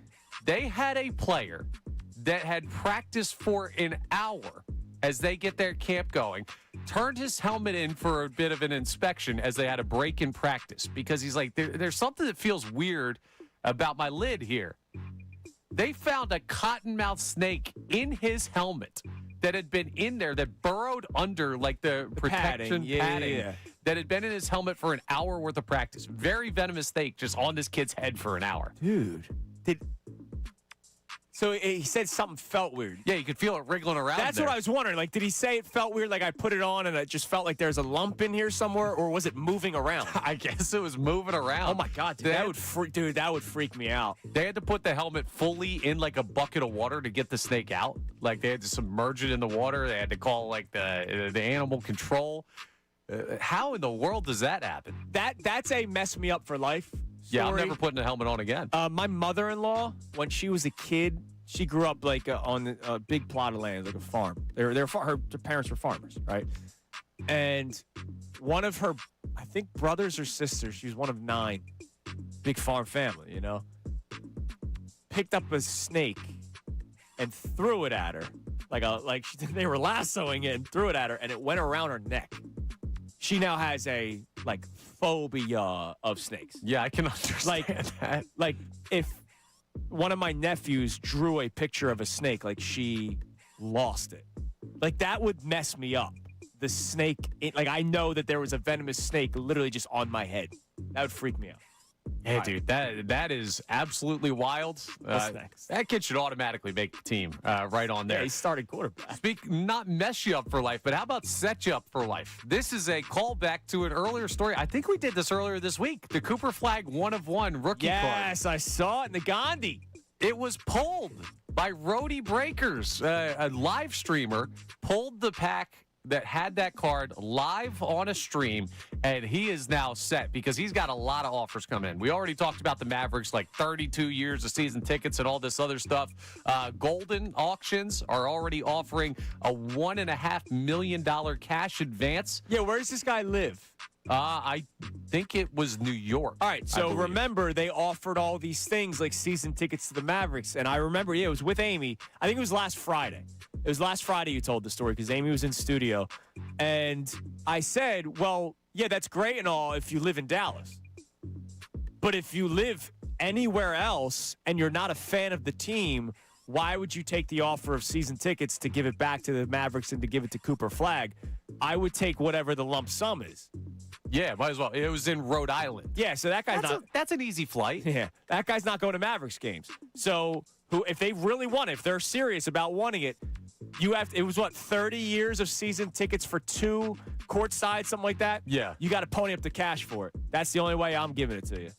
Right, the cash value of it. By the way, would you sell every expensive card that you ever get? I wouldn't keep them. Yeah, I don't. The cards don't do much. It does nothing for me. I don't understand how there's an industry like this. I really don't. I don't get it. It's not something that I'm in on. But if I pull a card that's worth $100, I'm selling it. Yeah, I completely agree with you. I got some old Pokemon cards I gotta go. It's a piece of paper. Try and make some money. What do I want with this? Give me the other paper back. But I'm Cash. also not an autograph guy. I'd rather have the picture. Like, the memorabilia has never really been my world. Yeah, it's not my thing at all. But All right. pulling a $1.5 million, that's pretty good. Yeah, no, good. Congratulations, you win. All right, coming up next, we'll get back to our topics on hand. The Phillies discussion. If they don't get back, I'm not even saying win. Don't get back to another World Series. Will you look back at this era as a failure because they went one step backward every year since they made it to the World Series so unexpectedly in 2022? But that was the bar that they set by getting to the World Series. And the Eagles offense conversation, how patient can you be? And it's not just wins and losses. They could be 4-0, but it's just like last year where the defense won all the games. Because we're talking about future decisions as well when it comes to the data that we're getting this year. It's Mornings with Andrew, 97.5 The Fanatic. Now on 97.5 The Fanatic Sports Update. The Phils' inconsistencies continue. I'm Connor Thomas, and last night the Phils got shut out in St. Louis 2-0, losing to the Cardinals. The offense did nothing to help out Christopher Sanchez, who had a strong start. They actually hit into 4 double plays. They're both in a single game since 2023, and Luis Arraez hit into the biggest one. He's 0 for his last 16, nearing his career high of 19 straight at-bats without a hit. Christopher Sanchez, as mentioned, was good. He went 6 scoreless, but Alex McFarland and Tim Meza both allowed runs out of the pen, and Sanchez was lifted with only 89 pitches after the 6th inning. He talked after the game through a team translator about that decision. You know the type of pitcher that I am. I'll never say that I'm out of gas or I don't have any more pitches, but he's the manager, and we made a joint decision. We discussed it, and in the end, those things I can control. So he made the decision, and he's the one in charge. Game 3 against the Cards is today at 2:15. Little afternoon baseball. Zach Wheeler faces Kyle Leahy.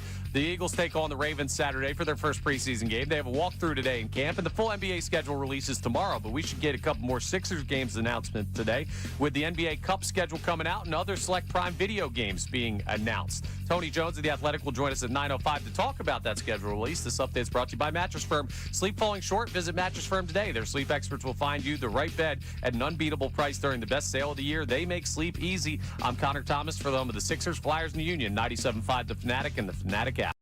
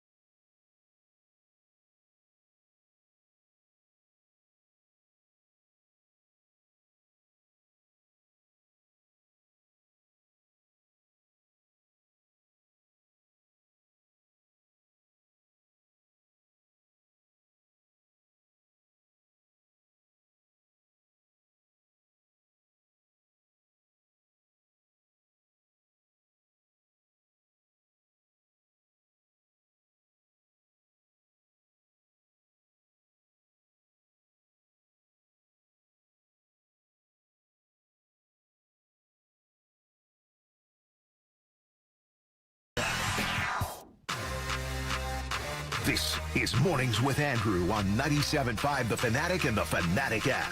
It is 8 a.m. here on Mornings with Andrew, 97.5 The Fanatic. When's the last time you've been in the bathroom here? Today or yesterday? I don't think so. I've had a pretty clean week. Wait, you haven't gone to the bathroom at work? No, I don't know if I've gone this week. There is a sweatband on the sink, like the one that you put over your wrist. Okay. So not the one that you wear over around your head. And it's on top of a paper towel. So my assumption is somebody used it and then washed it and then left it to dry in the bathroom, but it's still there. And I saw it yesterday morning, which means odds are this came in Monday at some point, afternoon or evening. That's definitely strange.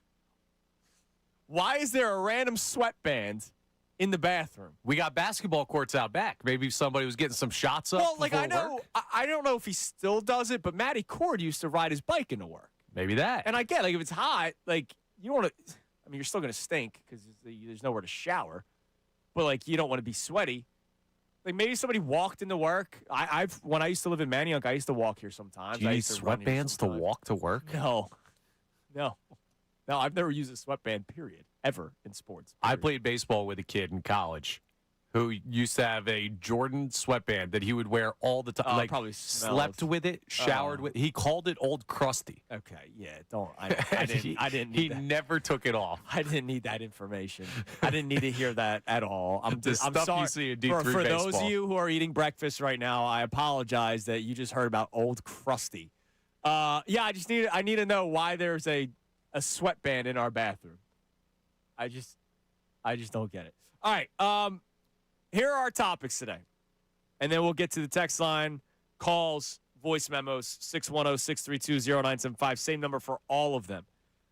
The Philadelphia Phillies lost yesterday to the San Diego Padres. They lost 2-0. Christopher Sanchez pitches 6 shutout innings, and it wasn't enough because the bats didn't do anything, and the bullpen once again had their issues. It's why yesterday when we had a texter text in saying, or maybe it was Dave from Ben Salem, I forget who it was. Somebody was like, the only issue in the playoffs has been the bats. I was like, no, that's not true, guys. Like, the bullpen has sucked in the playoffs. They've been a great regular season bullpen, not this year. They've been a great regular season bullpen. The playoffs, they have sucked. They have melted, man, every big spot.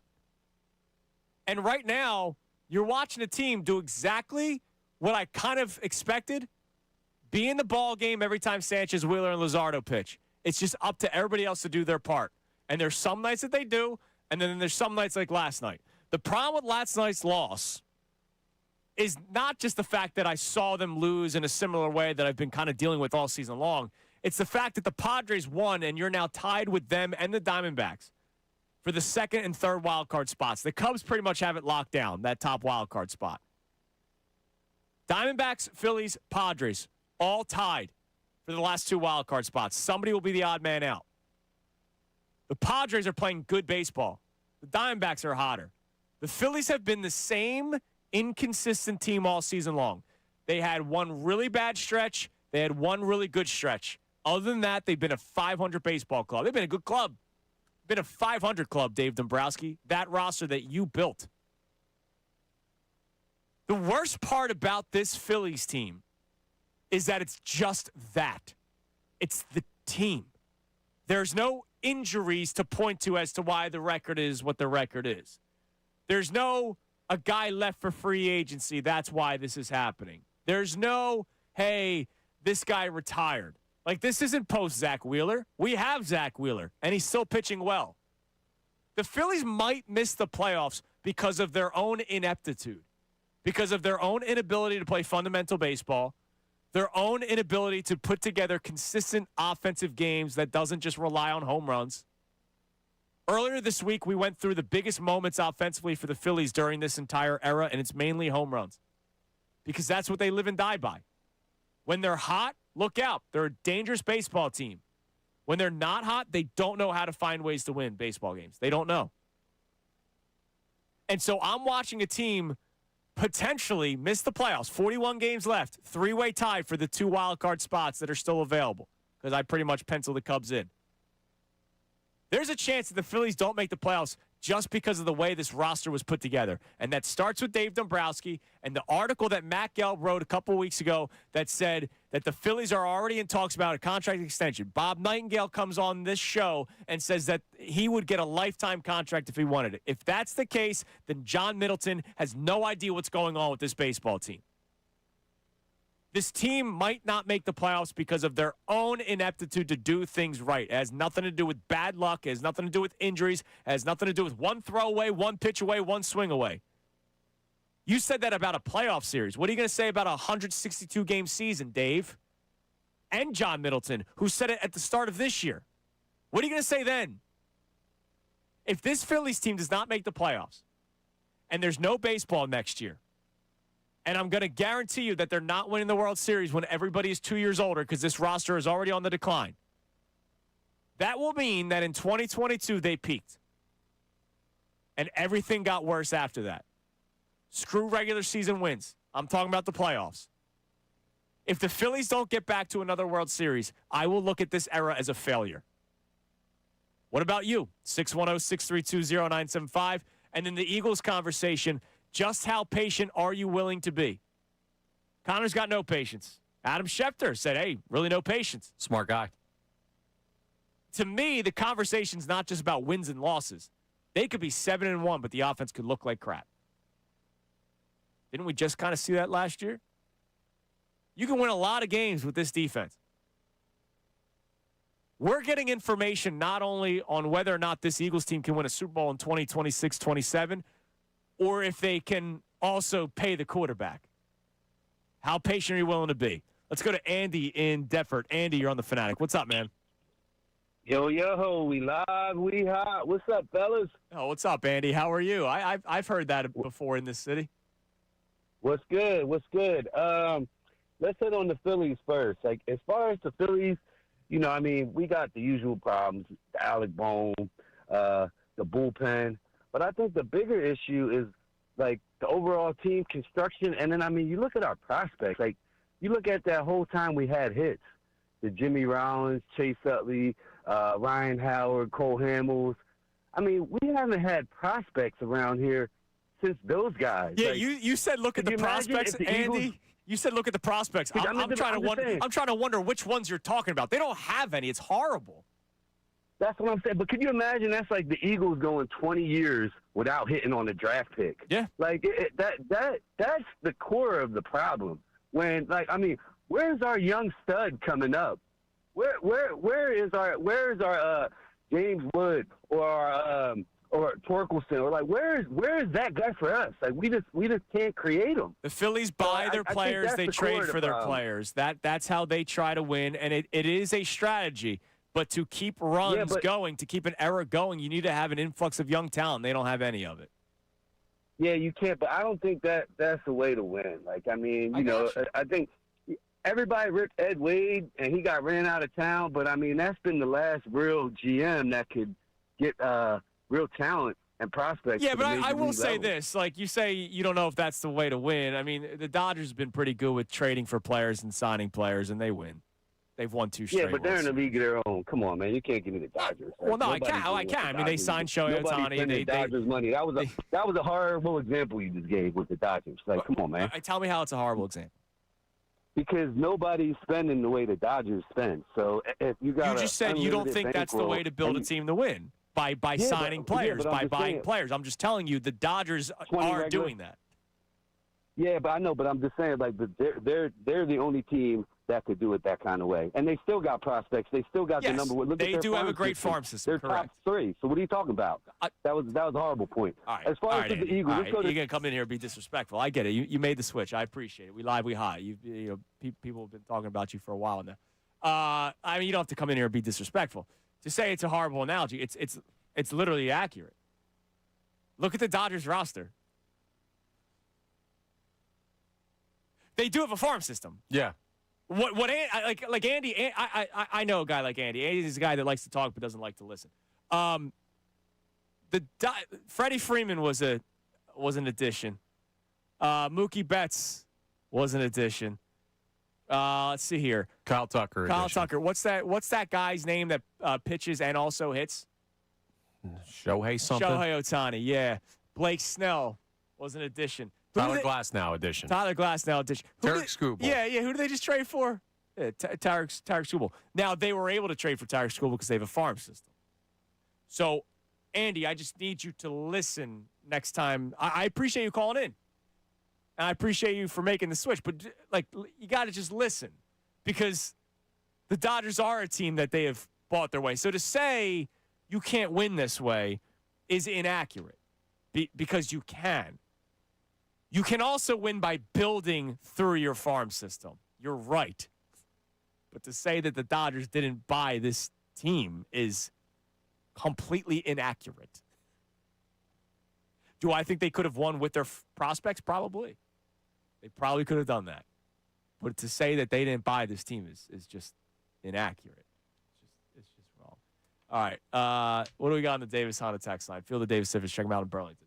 All right, so we have a text here checking in on the Phillies conversation. Brian in West Palm says, Luis Arraez has caught the bug. Being a loser is contagious. From Alec Boehm's unintelligent approach at the plate, his baby man temper tantrums, to the fundamentally flawed approach at the plate throughout the lineup. Bryce's high school bickering with Dombrowski, the pitching staff questioning the manager. All of this is dysfunction, and Arraez is suffering from that disease. Yeah, I mean, he'll be fine. Arraez will have a stretch where he's going to be hitting two hits a game, and we'll get back to that. It's just there's a lot of stunk with this team right now, and everybody's fallen victim to it. Literally, everybody's fallen victim to it. It's horrible because you're watching. Like, when I say Sanchez, Wheeler, Luzardo, they have a chance of winning each of those starts, last night was another prime example. Problem is you need somebody to do something. And they didn't have anybody else to do anything. Crazy. What else we got on the text line? We also have a check-in here from Paul in Lancaster who says the Phillies have become complacent. Go back to 2022 when Harper hit the home run and looked like a little kid. Ever since then, this team has no joy, no emotion, and just looks like they're going through the motions. Yeah, no, they look like they know what's happening. I don't think they're going through the motions like they're showing up to the ballpark and they don't know what's going on. I think they know exactly what's going on. And that's a problem because this team does not handle pressure well. We've seen it in the postseason. They just don't handle it well. And if they don't handle it well in the playoffs, what's so much different than right now? Wouldn't you say that every game from here on out is going to be pretty much like a playoff game? Yeah. You're tied with two teams for the final two wildcard spots. Three-way tie. That means somebody's on their way out. So every game from here on out will have heightened urgency, heightened pressure. And this team already struggles with that. So now what? This isn't going to go well, man. No, that's why I picked them not to win the division at the start of the year.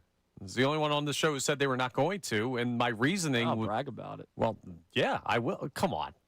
Now we can't say when we get things right. Don't play that game with me, Salciunas. Disrespectful.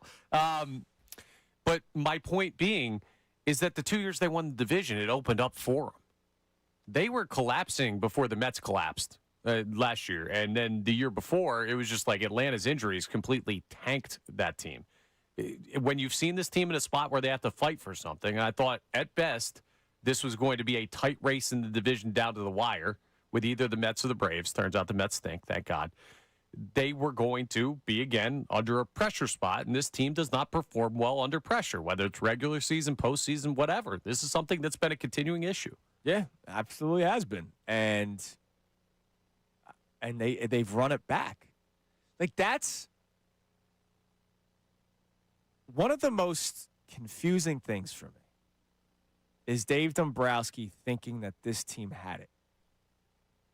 I get that they got to the World Series in 2022. All right? Congratulations. That is an incredible feat. But then the issues that they showed in 23 came back up around earlier in 2024. Maybe I was premature in saying I don't like the way this team is made up. There's a lot of issues with some of these guys, especially in the playoffs. Maybe I was early to the party. So then 2025 happens, and the same guys came up small in the playoffs, albeit the Dodgers, really good team, but it's the same issues. And Dave Dombrowski said, "No, we're still in it." There is a thing to whether or not guys overstay their welcome. And there are a lot of guys with this Phillies team that have overstayed their welcome. But unfortunately, Dave Dombrowski's the guy that it's his house. And he's saying, you know what, I want you guys to keep partying. I want to go to bed. But everybody else wants to keep on partying. And they keep these guys around. Are you going to be surprised if Alec Boehm comes up small in the playoffs? No, I'm not. Now, but I need to bring you back. Like, we need to be fair with this because everyone wanted changes. I do still look at it and say, I don't know how much they really could have done. I would have changed for the sake of change. Yeah, but I would have sold low on Alec Boehm. By the way, are you selling high at this point? Like, I would have. You're losing the free agency anyway. Ooh, you're bad. Like, I would have made changes for the sake of changes. You traded Matt Strahm for nobody knew who Jonathan Bowlen was. Yeah, absolutely. You know what I mean? They got rid of him. Matt Strahm, they did not trade him because they thought Jonathan Bowlen was like some superstar. Matt Strahm said something about the organization. They got rid of him. Nick Castellanos was a pain in their ass. They got rid of him. You could have made a move where you're getting somebody, and you're like, all right, let's see how this one goes. Yeah, they tried with Garcia. He got hurt. He's done for the year. Yeah, they tried with Garcia, who once again was 3 years post a very good season. I got it. Kepler was 5 years post a very good season. They tried with Bo Bichette. If they had gotten him, look what he's done in New York. Yeah, now, you could try and say, oh, it would be different if he's in Philly. He's one of the worst players in baseball this year. Eugenio Suarez, who you wanted to replace Alec Boehm, is hitting .206 with 17 home runs. He's got more home runs, though. Sure, he's got more home runs. He hasn't been good. Like, I look at the guys that were potential changes. I look at the guys they did change. It hasn't worked. I think ultimately the idea of running it back, yeah, it's annoying because we want to see some of the fringe guys change and change the feel around the clubhouse. But the biggest issue with this team is that they handed out big-time contracts to guys that have not lived up to or exceeded those contracts. There's one guy who's exceeded, and that's Schwarber. Yeah. There's one guy who's met, and that's Harper. And outside of that, the big long-term deals have been disappointments, and that's why you are where you are. The other additions that all stem from Dave Dombrowski. Correct. All right, hold on real quick because I'm flabbergasted by Andy's call. That him saying you can't buy a championship, and then I said, well, the Dodgers. He goes, that's a bad. What did he say? Bad example. Yeah. Horrible example. I forget. He said something disrespectful. I forget. Yamamoto. Free agent signing. Yep. The international player pool. I'm just doing the rotation first. Skubal was a trade. Snell was an addition. Sasaki was a international player addition. Lauer wasn't from the Dodgers camp. Glasnow. Shohei Ohtani. Edwin Diaz, pretty good closer, not from the Dodgers. Signing. Tanner Scott, they made a move for. Alex Vesia started with the Marlins. So those are some of your big relievers that they have. Freddie Freeman was an addition. Miguel Rojas, who came up big for them in the playoffs last year, was an addition. Max Muncy didn't start his career with the Los Angeles Dodgers. Neither did Mookie Betts. Neither did Teoscar Hernandez. It's like the whole team, man. Kyle Tucker. I'm sorry. I was a little caught off guard there. Don't let him ruin your day. No. It's just what the Phillies did because they have no farm system was the right thing to do. Yeah. It just hasn't worked out. But it was up to Dave Dombrowski to realize certain things aren't working out, so we have to make certain changes, and he hasn't. It's been the same freaking team every single year with a different right fielder. You just changed the right fielder. Once Bryce Harper went to first base, the only changes were the right fielder or a utility guy. Ridiculous. All right, coming up next. The Eagles are a fascinating case of a team that I can talk up to 13 wins, or I could talk about them fighting week to week to try to make the playoffs. How another article about the offense can change how you're feeling about the team in the moment. So the Tim McManus article earlier today made me feel great. And then I read another one, which gave me the opposite feeling. We got to try to figure out who they actually are. Coming up next here on The Fanatic.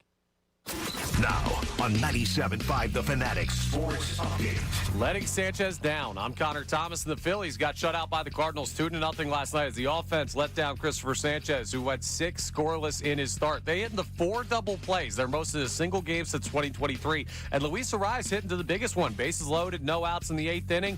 A home the first double play that was a big spot in that game. He's now 0 for his last 16, nearing his career high of 19 straight without a hit.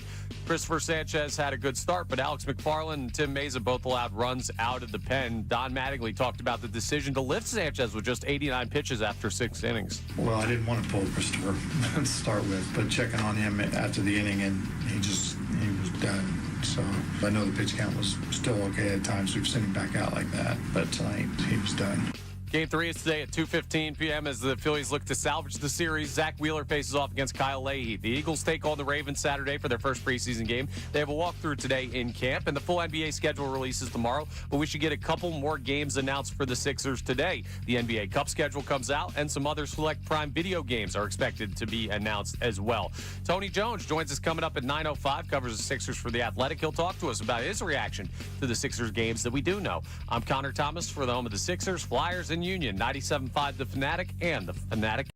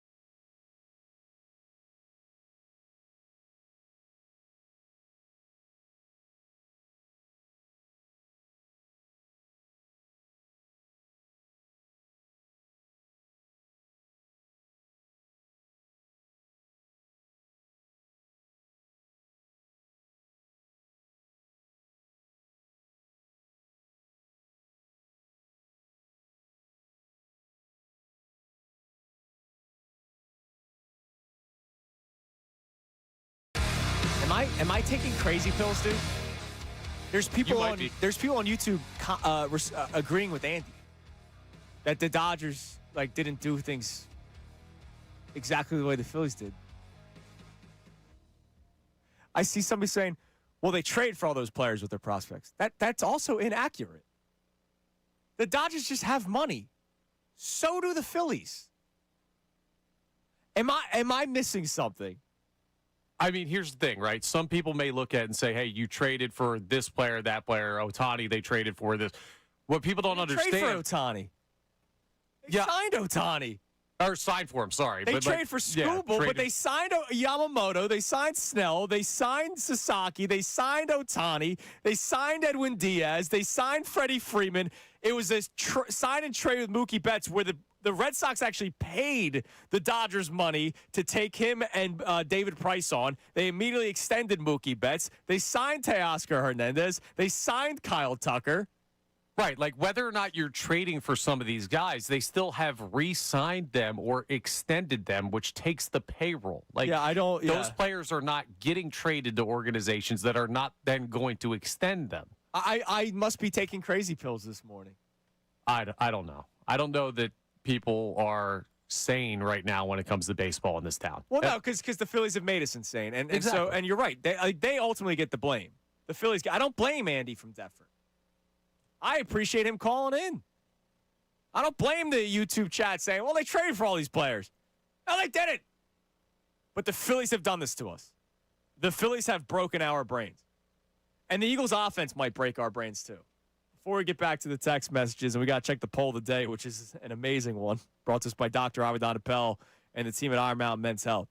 So we went through the article from Tim McManus earlier today. And the article was, man, offense looks great. Jalen looks faster. Everybody seems to be picking it up well. Lane Johnson's back, so that's good. Now your offensive line is pretty much intact here.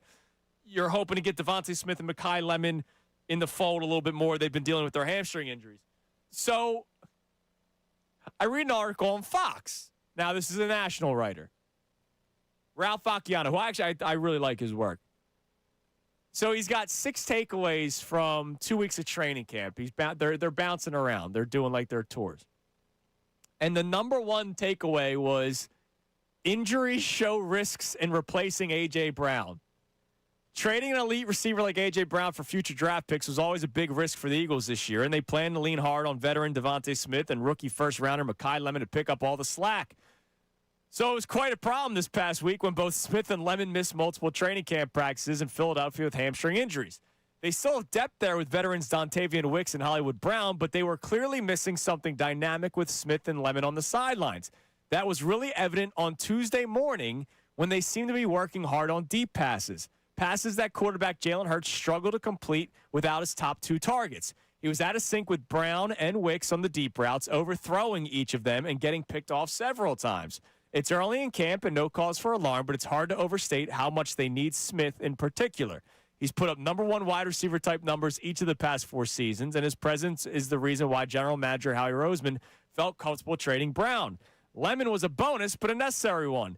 They love Lemon's explosiveness out of the slot, so they traded up in the first round to get him.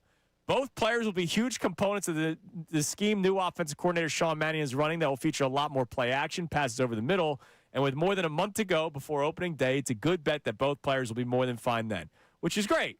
And then he talks about hamstring injuries can always linger with players like that, and he's not wrong for saying it.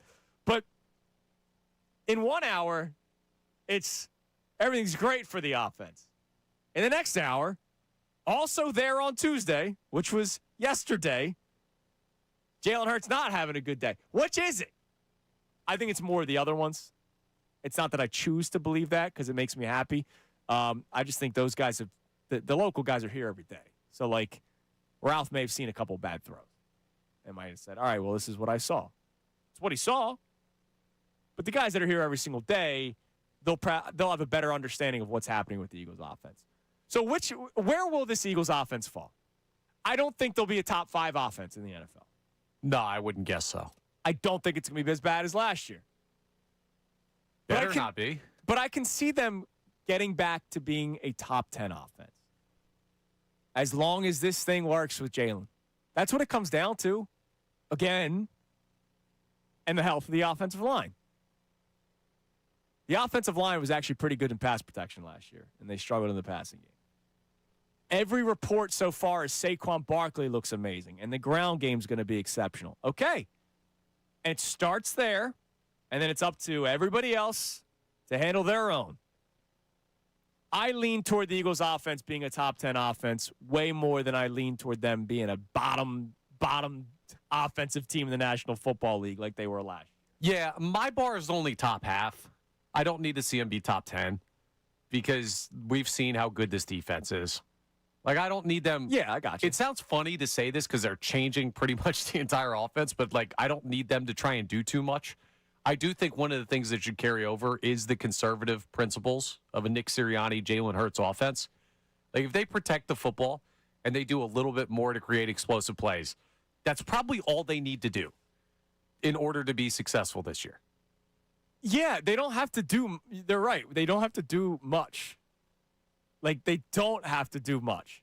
It just can't be last year. It won't be last year. And I agree with you. I don't think it's going to be last year either. By the way, before we get back to the text line, have you seen the theory? You know how we have the every other Aaronola year theory? Yeah. The Jalen Hurts picture? Yes. Yeah, of course. Come on. If you're asking me if I've seen a dumb theory, I've seen it, and I've probably already thought it. So there is a theory that the Philadelphia Eagles will get to the Super Bowl this year. It has nothing to do with X's and O's. It has nothing to do with the roster. It has everything to do with Jalen Hurts on his media day photos. So the picture that they use of Jalen Hurts, there have been 5 and now a 6th. In 2021, the picture that he took for the team media day photos, he had his hands in the collar of the jersey. In 2022, arms to his side smiling. 2021, first-round exit. 2022, Super Bowl appearance. 2023, he went back to the hands in the collar. First-round exit. 2024, not arms at side, but ball in hand, but no collar. Super Bowl win. 2025, hands in collar. First-round exit. This year, hands at side. So no ball in hand. No ball in hand. It's just like the 2022 picture. So you're saying Super Bowl appearance, but no Super Bowl victory. Correct. See, we got to get our man of football. I'll take a Super Bowl appearance. Well, I know you will, but that 10 straight championship losses that nobody else is signing up for. I had one. We had one. We had one text. Pretty much no one else is signing up for. I'm not on that page. Yeah, that's great. Now, I also did some extensive research. Okay. On Devontae Smith, who went hands in collar for the bad seasons too, and he went hands in collar this year for his. So we got competing. We got to get Smitty. Jalen Hurts has the ball in his hands more than Devontae Smith, so that means whatever Jalen Hurts' photo is the one that we have to base it off of. So the Eagles are going to the Super Bowl, but they're not winning it based on the picture of Jalen Hurts. You heard it here first. Why even play the season? All right. What do we have on the Davis Honda text line? Feel the Davis difference. Check them out in Burlington.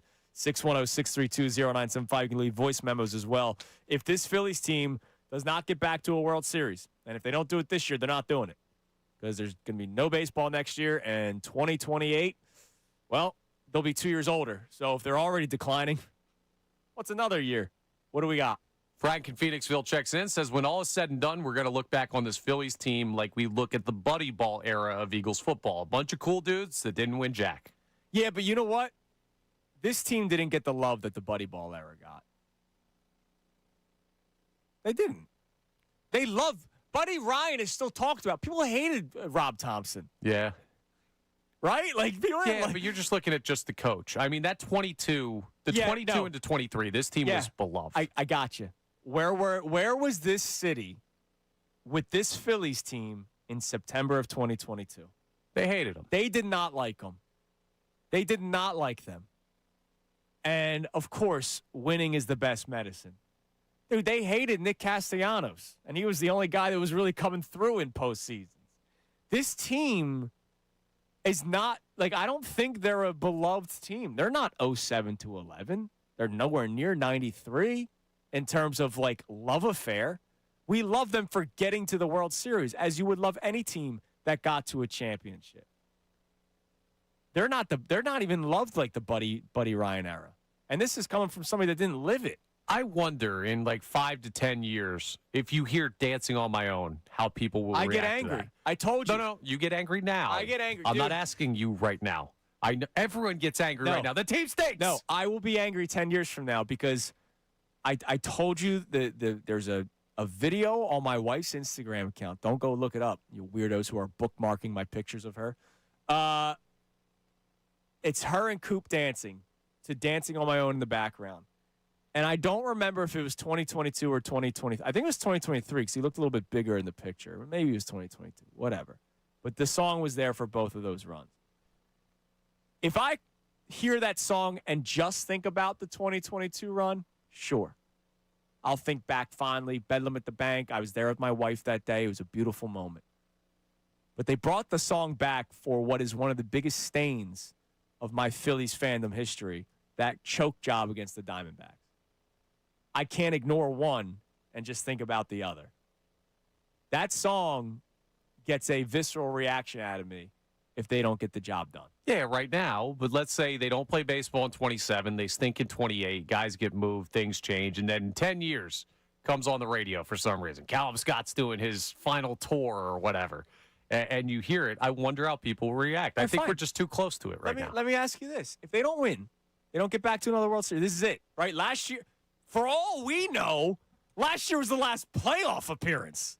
Right? They might not make the playoffs this year. If there's no baseball next year, who knows what this roster looks like 2 years from now with the potential salary cap. Like, it might be done. This could be the last season of this core, for all we know. Let's say alumni weekend is happening 10 years from now. Like they just had this past weekend at Citizens Bank Park. Are they getting Bryce Wood? Yeah, Schwarber would. Wheeler would. Wheeler, Sanchez. Oh, Trey Turner. No. What about Alec Boehm, who's been a part of this? Brandon Marsh. Yes. Okay. Because they like him as a person.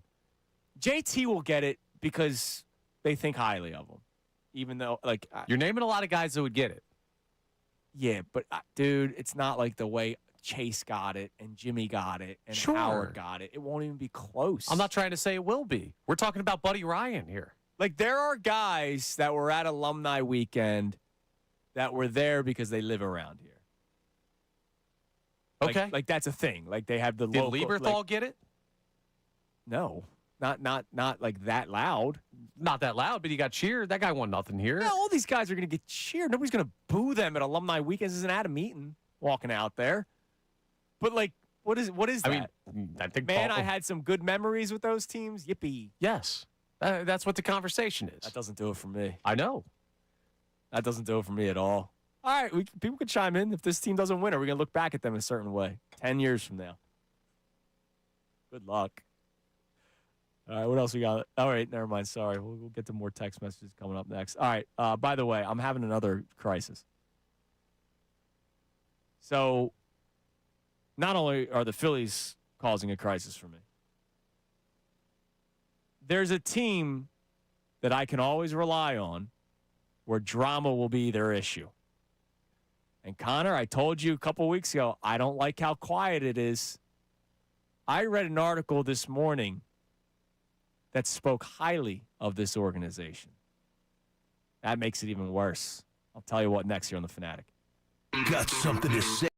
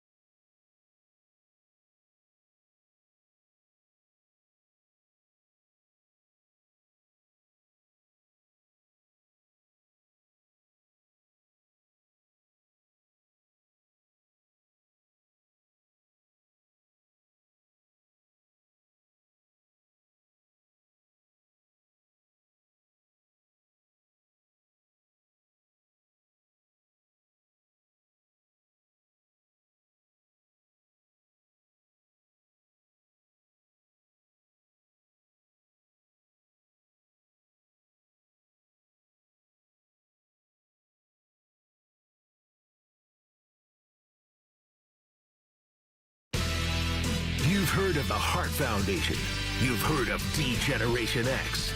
You've heard of the Road Warriors, but have you heard of the Steamheads? Andrew Salciunas, a.k.a. the host, and Connor Thomas, a.k.a. producer, are back to bring you more hard-hitting Philly sports talk on Mornings with Andrew, right here on 97.5 The Fanatic and the Fanatic app. All right. I'm starting to have a crisis here, dude. What can I help you with? I don't like how quiet it is in Dallas. I said it to you, 2 weeks ago? 3 weeks ago? I was like, man, I really don't like how quiet of a training camp or off season that they're having. Usually we can bank on like somebody getting arrested, somebody doing something stupid, players hating each other, the owner talking too much, the owner saying that they're going to trade Micah Parsons and then trading Micah Parsons. Usually I can rely on that stuff, dude. Because the Cowboys are talented. Offensively, they're very talented. Defensively, they've definitely improved their roster. But I could always rely on something with that stank, right? Same with the Mets. Mets are talented. Mets have a talented roster. But it just doesn't work. And I could rely on that. It's quiet in Dallas. And I read an article this morning talking about the addition of Christian Parker, the former DB's coach of the Philadelphia Eagles, the new defensive coordinator of the Cowboys, who a lot of people think very highly of, including Vic Fangio. We love Vic, right? We believe everything Vic says because that guy's actually as honest as can be. There's an article about Christian Parker and the energy that he has brought out of the defensive players that are better this year. They're talking smack with the players on offense. They're doing like an iron, sharpens iron kind of right now.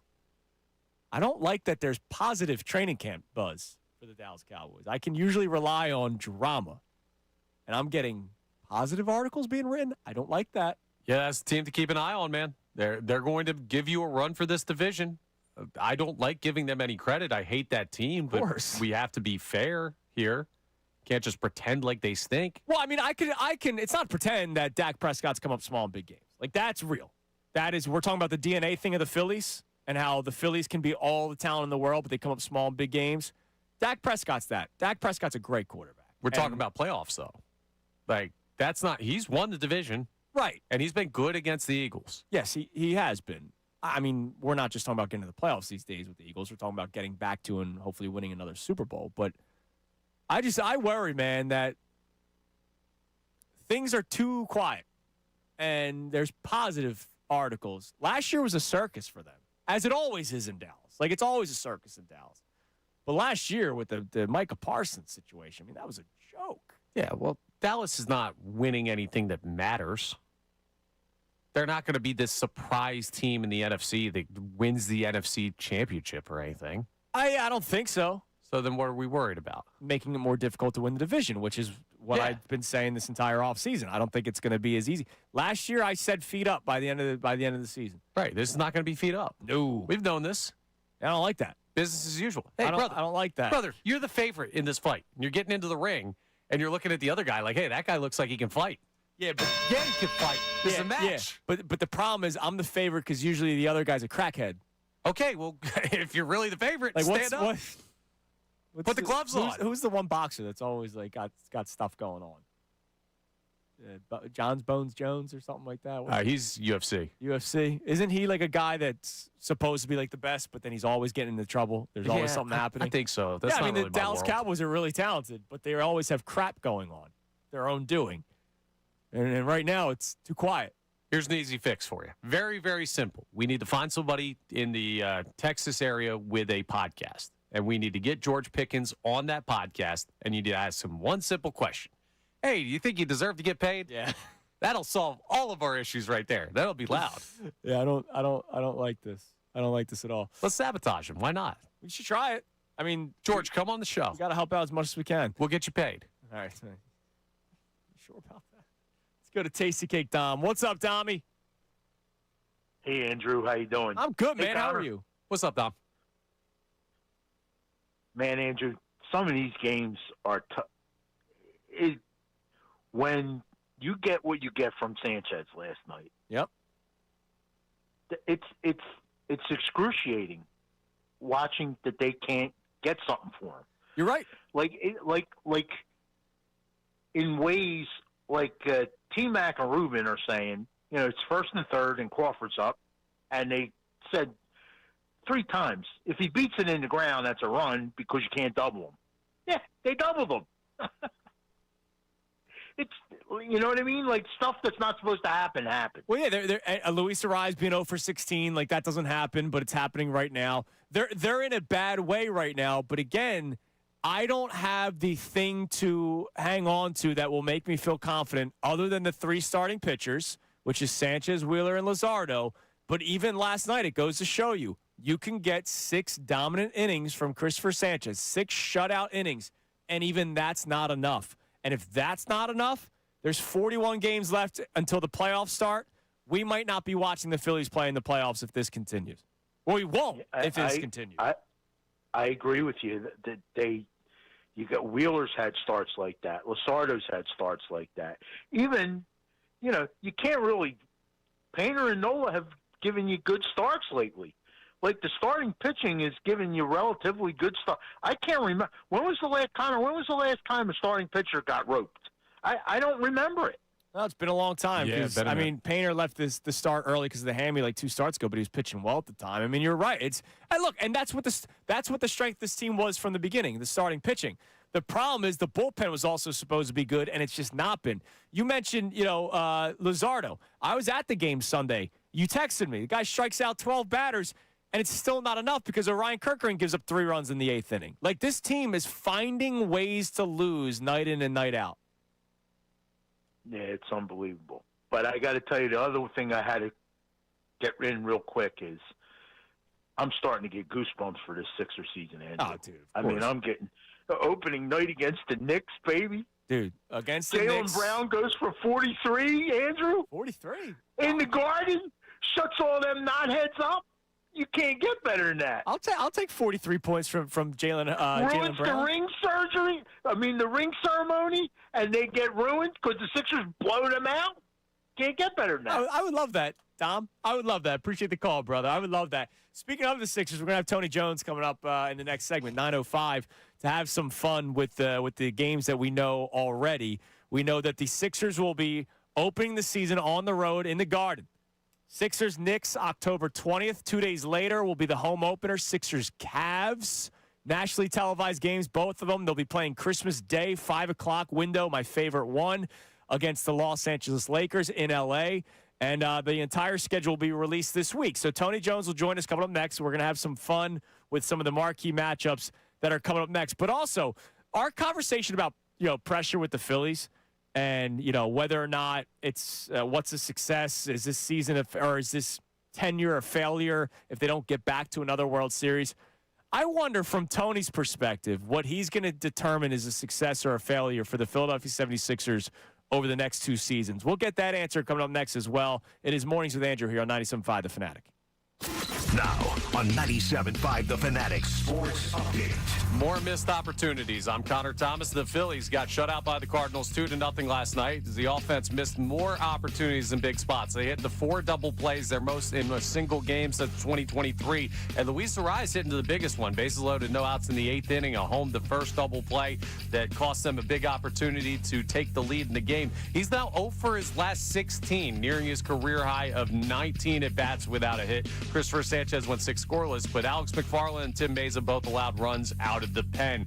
Christopher Sanchez spoke through a team interpreter about the decision to remove him after 89 pitches. You know the type of pitcher that I am. I'll never say that I'm out of gas or I don't have any more pitches, but he's the manager, and we made a joint decision. We discussed it, and in the end, those things I can control. So he made the decision, and he's the one in charge. Game 3 is today at 2:15. Zach Wheeler faces off against Kyle Leahy as the Phils look to try and find a way to win that series. The Eagles take on the Ravens Saturday for their first preseason game. They have a walkthrough today in camp. The full NBA schedule release is tomorrow, but we should get a couple more Sixers game announcements today with the NBA Cup schedule and other select Prime Video games coming out. We'll talk to Tony Jones of The Athletic about his reaction to the games we do know coming up next. This update is brought to you by Staples. It's the most wonderful time of the year at Staples. They've got back-to-school supplies as low as 25 cents up to 40% off select tech, and more at staples.com/back-to-school. Staples, that was easy. I'm Connor Thomas for the home of the Sixers, Flyers, and Union, 97.5 The Fanatic.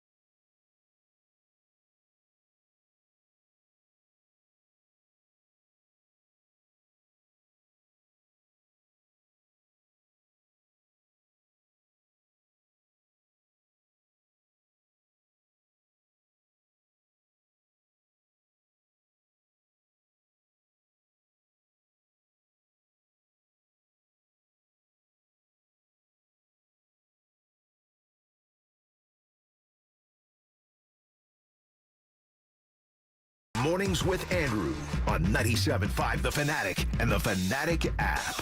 Shout out to our YouTube chat, Connor. As always, I love our YouTube family, even though sometimes they're not nice. That's okay. We're not nice to each other all the time, too. That's true. I'm usually talking crap about people around the city like every single day, so I've earned it. I've earned the crap right back. I did not know that NBA 2K27 has already created their ratings. It's not out yet, but they've already created the ratings. Oh, yeah. I've seen this bouncing around. I did not know that. And so the 76ers obviously are very exciting this year. And their individual overalls. All right, let's play Connor guesses. I've seen it. Oh, damn it. All right. Tony Jones joins us at 9:05 talk about some of the schedule stuff that's come out already and the bar. All right, Jaylen Brown is a 95, highest overall on the team. Yeah, interesting. But he probably had the best year of anybody. Well, no, last year. it should. I mean, let's face it. I love that they have LeBron James, but LeBron James is 99 the back overall. of his career. Jaylen Brown a 95, Tyrese Maxey a 93, LeBron James 92, Joel Embiid 92, VJ Edgecombe 83. That'll go up. Yeah, I think. I'd imagine. And then your bench pieces. Haven't seen this. Anthony Simons is an 80. Dean Wade is a 78. Remember, they grab everything. So, like, it's your overall. Like, this one guy could be an elite rebounder but might not be good at other stuff. Dean Wade is a good rebounder and a good three-point shooter, he might not have much else to his bag. Yeah, like Cavs Tristan Thompson was probably a 73, but a 99 rebounding. Because you asked him to do one thing and one thing only. So, yeah, all the guys are like in the 70s. The lowest is Jabari Walker at a 72. Nobody in the 60s. Nice. That's good. Pretty good. It's great work. It's also because they're very nice with their ratings now. Where's your boy Adem Bono? What do they have him rated at? Incorrectly, a 75. See, now you're just hating. That's why I asked you. Now you're just hating. Oh, the YouTube chat isn't always nice to us. Oh God, I really don't want to watch him play basketball another year. But it is what it is. I swear to God, dude, if I wake up and I turn on the station getting ready for middays, and I hear you complaining about Adem Bono with LeBron James on the team, we're gonna have a talk. Well, unless he's a minus 17 every time he's on the. They'll probably still win. No, yeah, of course they'll probably still win. All right. Before we get to Tony Jones, what do we got on the text line? 610-632-0975. And then I'm curious where people will come in on this Sixers, pass-fail thing. Our topic today about the Phillies is if they don't get back to another World Series, will you look at this era as a failure? And I say yes. Some people said that was too harsh a couple weeks ago. They might not make the playoffs now. So if they don't make the playoffs, now what? Right, let's update this conversation. What do we have on the text line? Matt from Delco isn't moving off that point. He says, I won't see it as a failure, but definitely a disappointment. The World Series is tough to win. Yeah, well, and it's tough to get back to another one, but when you have all the money in the world and the reasons why they've been losing in the playoffs, it adds to the frustration. It absolutely adds to it. It's because it's the same way, and they've kept the same players. They haven't changed anything, and that's why it's so frustrating. And I get it. The reason why a lot of people probably will say, no, this era was not a failure is because they came out of a 10-year playoff drought. So I get that.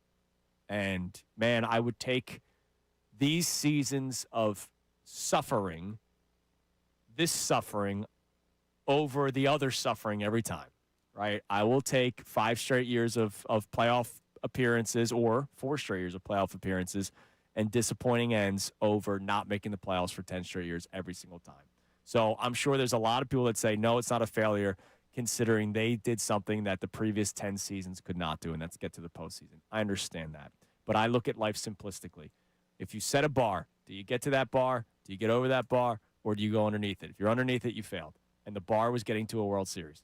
They set that in 2022. I always get to the bar. Hell yeah, you do. All right, joining us now, one of our favorites. Amazing job covering the Philadelphia 76ers for The Athletic.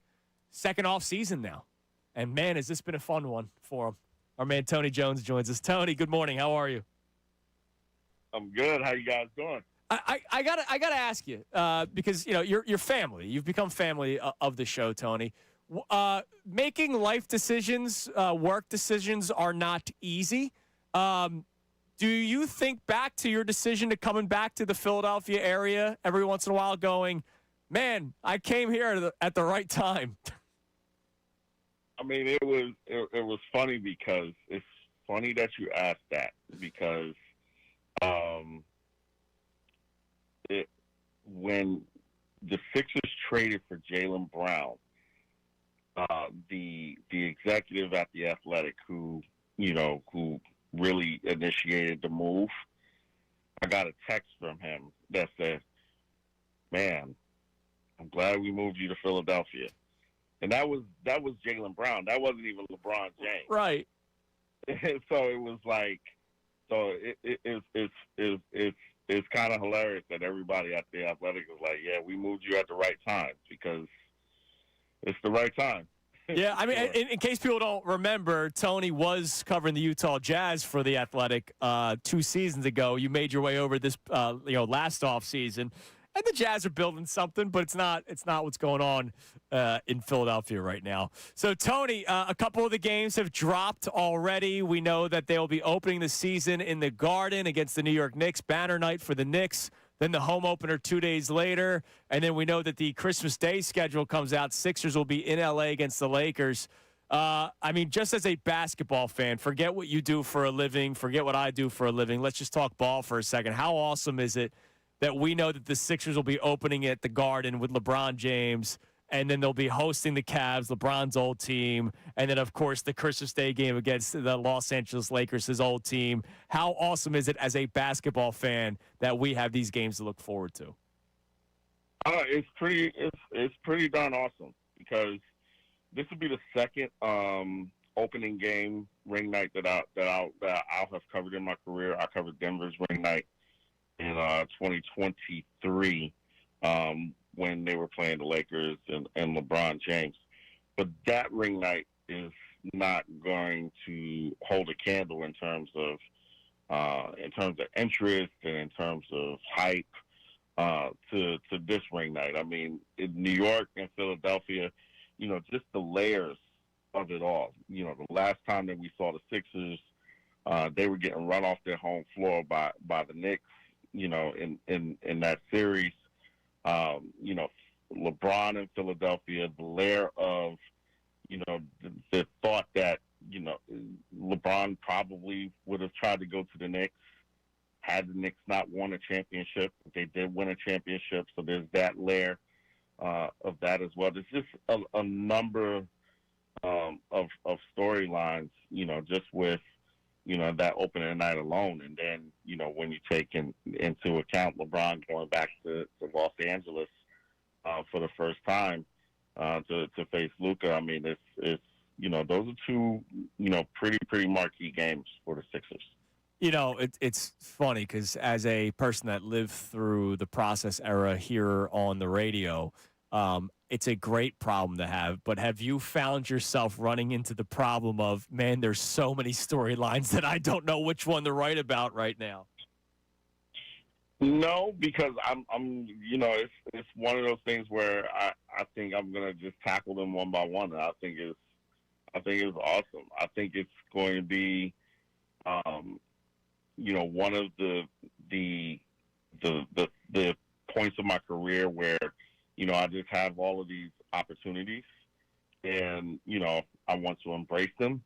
And I want to, kind of try to just put my best foot forward and cover it as it comes. But, it's hilarious because if you look at LeBron James, DJ Epscomb, Tyrese Maxey, Jaylen Brown, Joel Embiid, any one of those five can be the opening story, the lead story on Media Day, which is going to come up in about 6 weeks, and that's the day before training camp starts.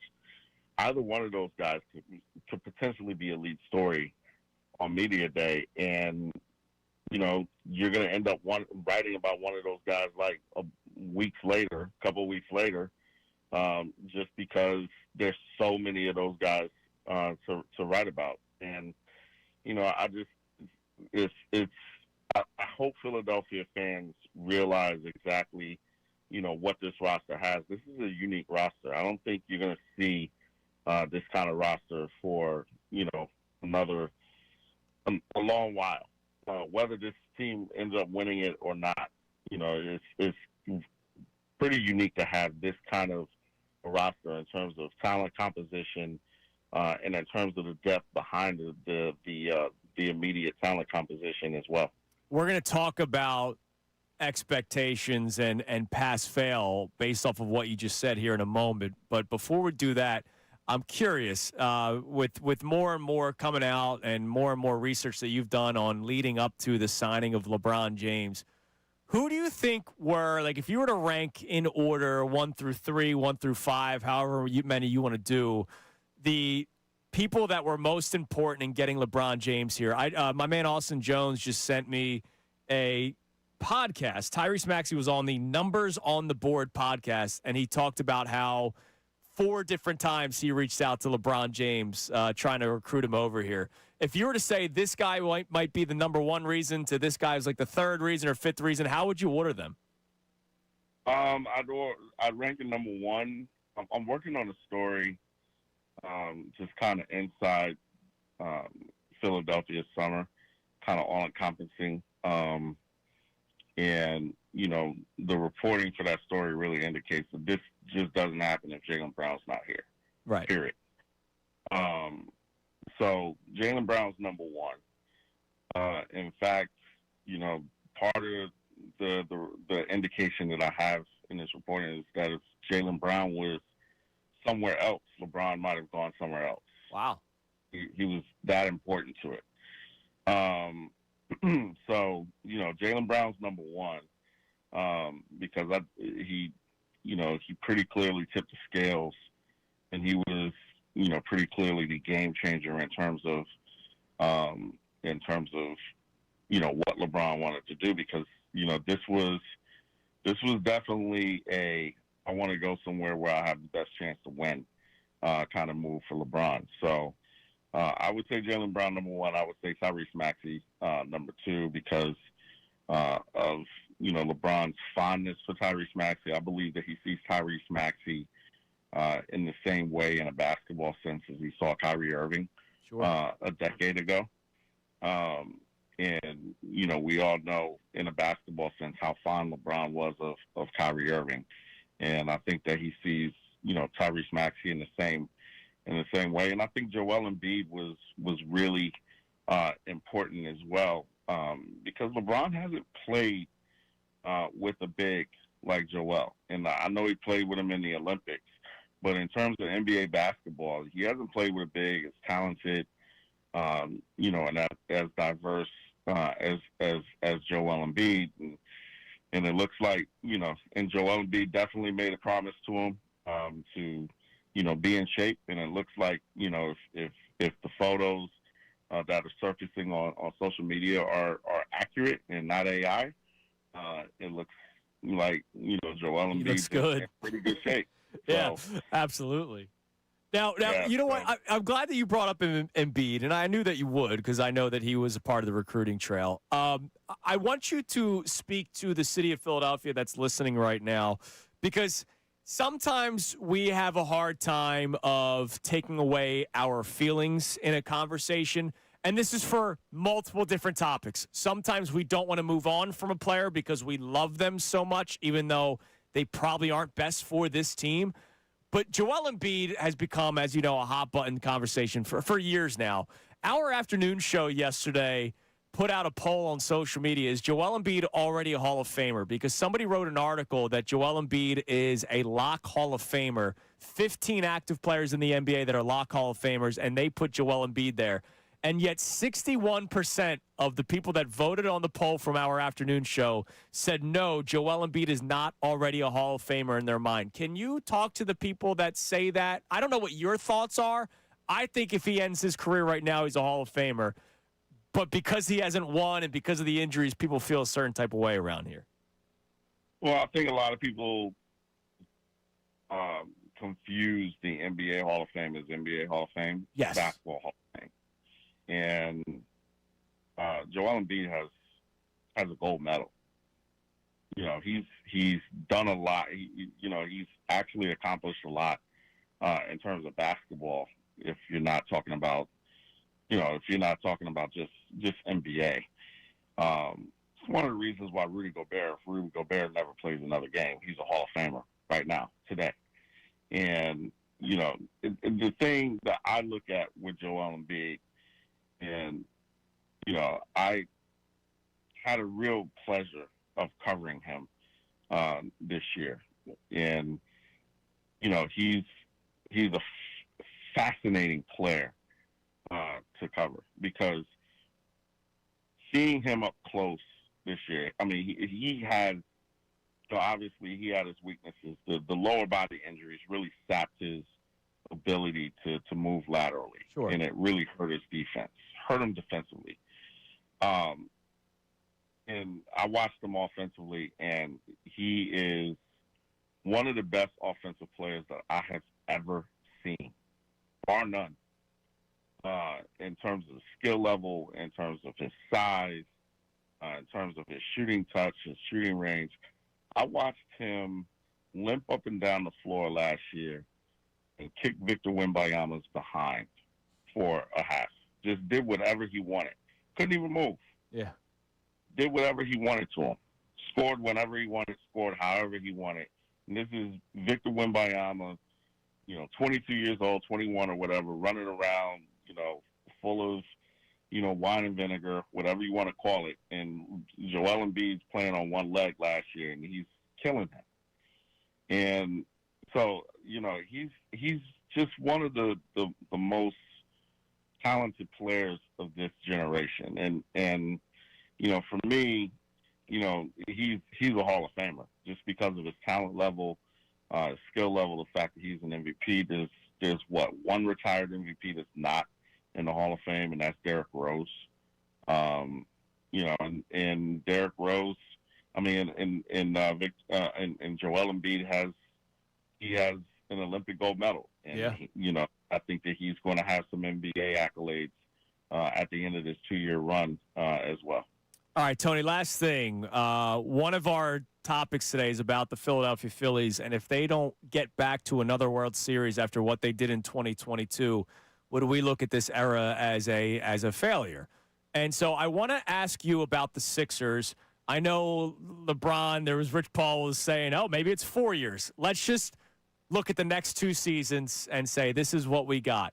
Over the next 2 seasons, what would you consider successful for the Philadelphia 76ers? They have to reach this mark for me to consider this a success.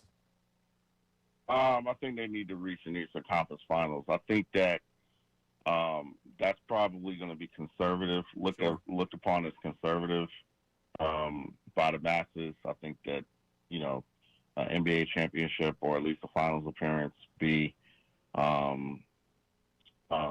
would be looked upon as the masses as what the threshold is. But winning at this high level is really difficult in the NBA.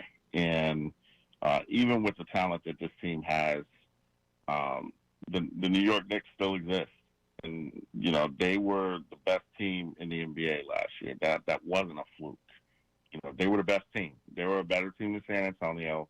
They were a better team than Oklahoma City. They are the best team in the NBA. That's not a fluke. And, they're still there. I do think that they took some hits. I think that them losing Mitch Robinson is going to show up pretty big at some points. So I don't know if they're as good as last year. But I do think that, get to the Eastern Conference Finals, see what happens from there, because I think that the Eastern Conference is going to be, for the first time in about 30 years, better than the Western Conference, certainly deeper in terms of talent. So it's going to be difficult. But, get past the second round. Joel Embiid and Tyrese Maxey have never been past the second round. Get past that. That's a threshold that I think, should be a logical one for the Sixers. It should be a logical one for the fans. And then if you get to the Final Four of the NBA, you go from there and you try to win it all. Well, we're rooting for it, man. It's going to be a fun season. We'll be talking to you a lot. We appreciate your time as always, man. Tony, enjoy your summer, and it'll be here before we know it. Thanks, man. No problem. Thank you, guys. There's Tony Jones, our man from The Athletic. All right, coming up next. It was about this time yesterday we got not so great news. Jonathan Grenard, we found out yesterday from Vic Fangio that he was going to be out for multiple weeks. Hear from Vic Fangio on the status of Jonathan Grenard, and this means that there is someone that absolutely needs to step up, not only for the Philadelphia Eagles, but this is his chance for his own future earnings. I'll tell you who next here on The Fanatic. Now on 97.5 The Fanatic Sports Update.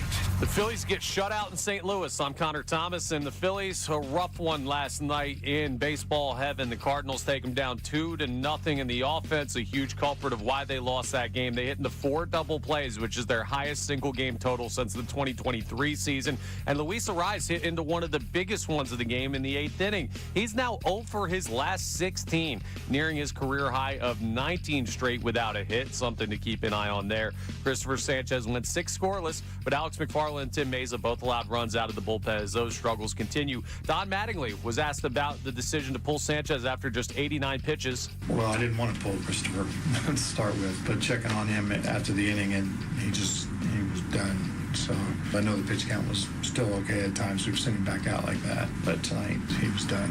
So the thinness of the Phillies pitching staff continues to hurt them. Game 3 is today at 2:15. Zach Wheeler on the mound against Kyle Leahy. The Eagles take on the Ravens Saturday for their first preseason game. They have a walkthrough today in camp, and the full NBA schedule release is tomorrow. But we're going to get a couple more Sixers game announcements today. The NBA Cup schedule will be put out, and some other select Amazon Prime Video games will also be announced. Got to imagine the Sixers with LeBron James will find their way into one or two of those. I'm Connor Thomas for the home of the Sixers, Flyers, and Union, 97.5 The Fanatic and the Fanatic app.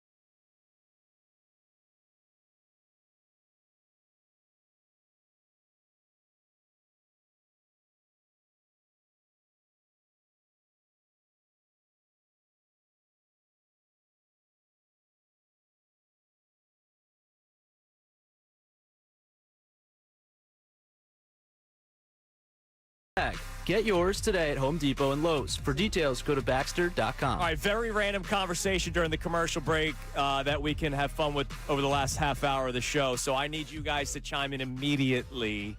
Text line, phone line, YouTube, as much as you can because the characters are limited on the YouTube chat.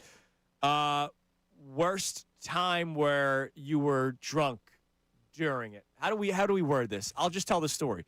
So you guys were talking about how you've been on an elevator that broke down before.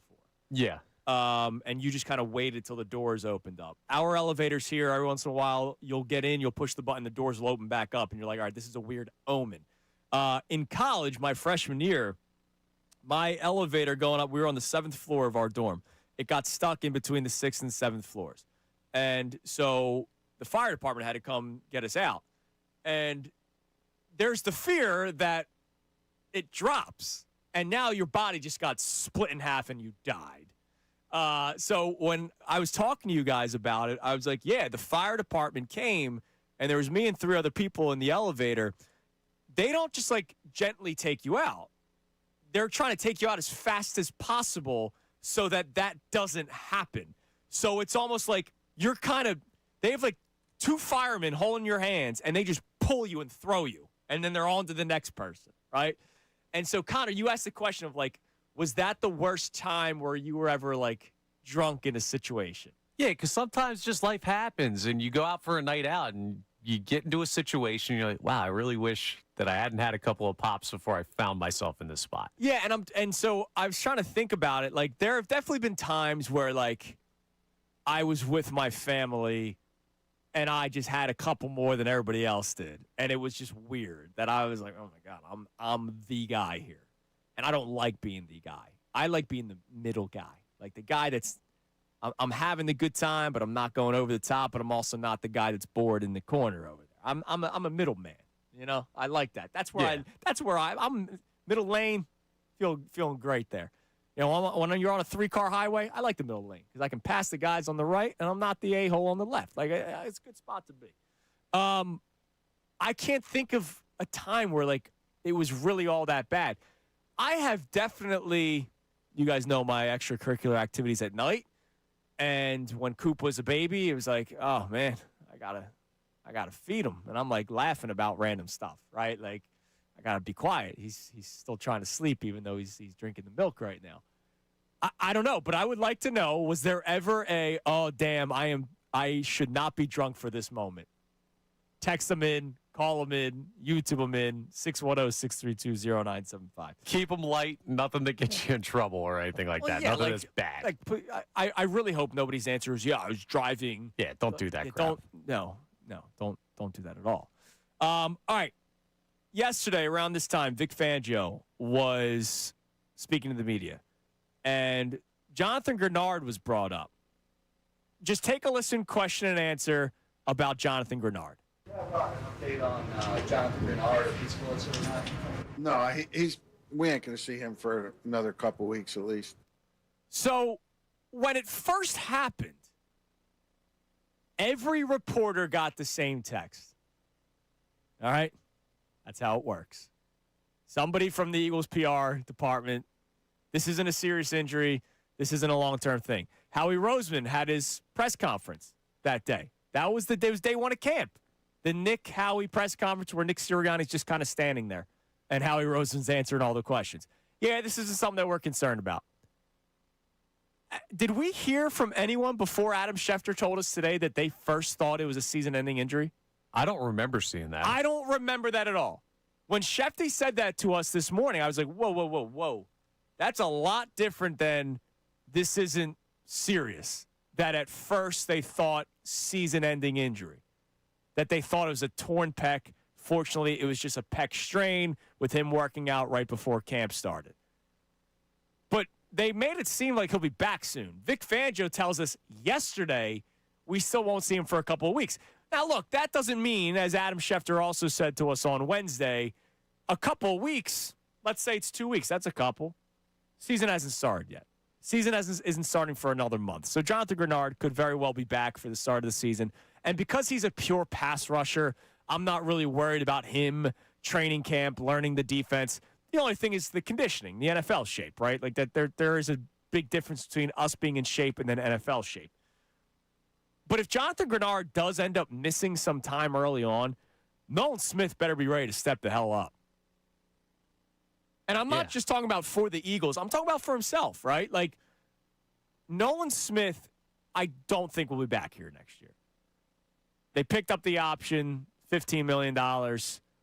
I don't see Nolan Smith still being a Philadelphia Eagle. And I just don't think he's going to get paid. Like, you already have so much money that you have to spread around to that defense, let alone the offense, that there's going to be a time where Nolan Smith is no longer an Eagle. He's got a club option next year. They already picked that up, so he's still on the team next season. But you know how he's a guy that could probably be moved if need be, or they just hold on to him. Bottom line is, I don't think Nolan Smith is getting a contract extension with the Philadelphia Eagles. So even though he might still be here under contract next year because of the fifth-year option, does he do a hold-in? Do they have to move him? I don't know. You know that 2 years means 1 year in the NFL. 3 years means 2 years. 4 years means 3 years. 1 year means you're probably not going to play on that deal unless you signed a 1-year contract. Nolan Smith's got to step up, man. This is his chance to make a name for himself and get paid because he's a player that I really like. It's just his body doesn't agree with him sometimes. I like him too. I hope he doesn't get the chance. I hope this is a fun conversation that we look back on as Jonathan Grenard is starting week 1 and getting 3 sacks on Jaden Daniels and saying, yeah, he never got his opportunity because Grenard ended up playing. But your point is correct. Like, you got to take advantage in camp of this. And here's the thing, too, right? The Brandon Graham thing is still out there, which is weird that we haven't heard anything on that. Well, I remember when DeCecco was in a couple weeks ago, I was like, look, do you think he's going to play? And he said, well, for the first time in a long time, they actually do have depth on the defensive line. But now Jonathan Grenard's hurt. If Grenard was done for the year, I asked Shefty earlier, hey, let's just play hypothetical. If Grenard was done for the year, would they have called Max Crosby? He said no. He didn't really hesitate. He hemmed and hawed, but then he's like, probably not because the Raiders want a lot and the Eagles won't want to give up a lot to get him. I think that would be the easy Brandon Graham, we need you for 1 more year thing.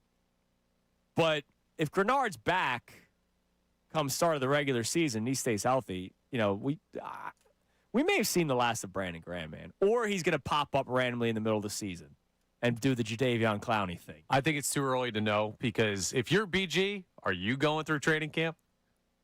Are you signing with the team where you got to be there? No, he showed up late last year and was actually pretty effective. Yeah, there's a 0% chance that I'm going out there at the Jeff to run through these training camp practices. 100 freaking degrees outside. I'll see you guys week 1. Yeah, Call me if you need me.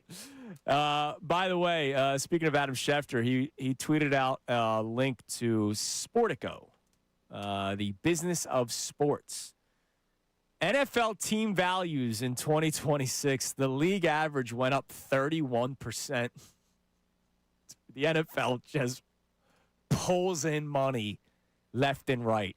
I have the top 10 most valuable NFL franchises. Connor Thomas, because John's not here anymore, I can't say you guess, he guess, you guess, he guess. You just go for it. I have all 10 in front of me.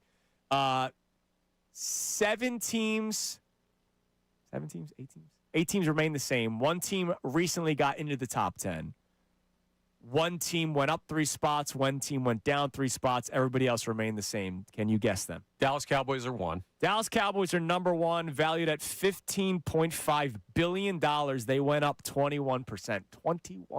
21%. Pats are still in there. The New England Patriots are 4th on this list, valued at $10.4 billion. They went up 19%. Steelers are in there. The Pittsburgh Steelers are not. Oh no, on this top 10 list. They've been mediocre for a long time. Mediocre, but those legacy franchises are normally. I don't know who fell out. One team climbed up into it, so I don't know the team that fell out of it. Birds are in there. The Philadelphia Eagles are number 6th on this list, $10.31 billion. They're up 22%. Who are the other big teams I'm thinking? The Rams have to be way up. Rams are 2nd, $12.7 billion. They went up 22%. Niners have to be in there. 49ers are, but they dropped. Well, yeah, 3 the substation is devaluing that franchise. That's the point. You can't hold the team. They're 8th on this list at $10.21 billion, 19%. The Packers, they're so weird to evaluate. Packers are not on this because list. of the way that they're owned. Yeah. I'm trying to think of the other big name teams. The Giants. The Giants are third.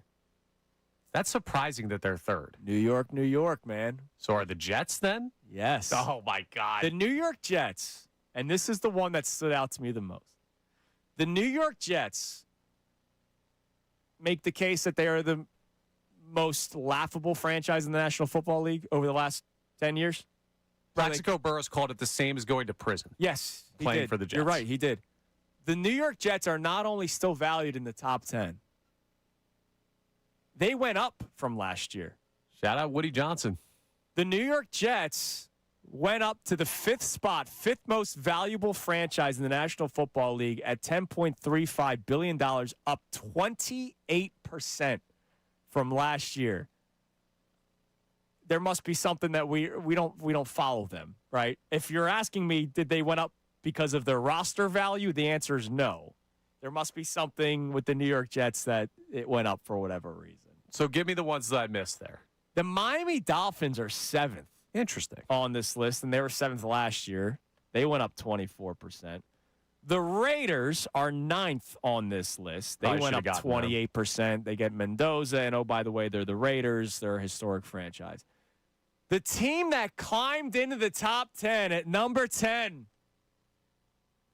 they must have known that there was going to be a new radio host in town. Oh, the Atlanta Falcons, The Atlanta Falcons saw an increase of 39% of their value. I don't know what their number was last year, but they're at $9.7 billion because John Kincaid is back in Atlanta. The Kincaid bump. It's unbelievable. Wow. I didn't know he had that sway with him. I'm surprised that the Eagles didn't go down in value because he left Philadelphia. 39% for what? Bijan Robinson? They paid Bijan? I don't know. Is Bijan Robinson? Oh, they got Tua. Oh, yeah, that's the big one. Come on, man. Yeah, Tua Tagovailoa. Can't undersell the Tua effect. It's unbelievable, man. All right, what do we got on the Davis Honda text line? So we have a couple people checking in on that conversation about the weirdest place that you've been in a tough situation after having a couple of pops. Stafford checks in. I don't think it's Matthew. Says, funny story, I was once on a cruise that caught on fire while I was drunk. That's bad timing. That's pretty darn bad. Yeah, that's bad timing. I would imagine there's got to be someone, at least one person, that was not expecting their wife to go into labor. There's got to be one. I was out with a buddy of mine a couple of weeks ago. This was not my brother, my sister-in-law just had my nephew. But he was out at the bar, and it was a Saturday, and they had been drinking all day. I just showed up. Okay. This guy is whacked. And I turned to him. I know he has a kid on the way. And I'm like, when is your wife due? Yeah. Like, tomorrow. Like, dude, what are you doing right now? You can't do that. It was his second, so he's like, he felt confident that it knew how it worked the first time. But I'm like, brother, sure. You probably still can't be doing that. You're going to be divorced soon. Yeah, you could wait a couple days for that one. There's got to be somebody. Like, even like in the days, like the story of my dad being born, this is, 60 plus years ago, is pre-cell phones. You know what I mean? It's way back. My grandfather was out, and I don't know if he was out working or out drinking. He was just out. The story is he wasn't home. And hours had gone by. My dad had been on the planet for a long time, like multiple hours. And he finally walks back home, and it's, where is everybody? And something happened today? And one of the neighbors was like, oh, my God, you're finally home. Your wife went to the hospital. You have a child. You have a son. Because my dad's got 3 older sisters. So it was like, oh, okay, finally.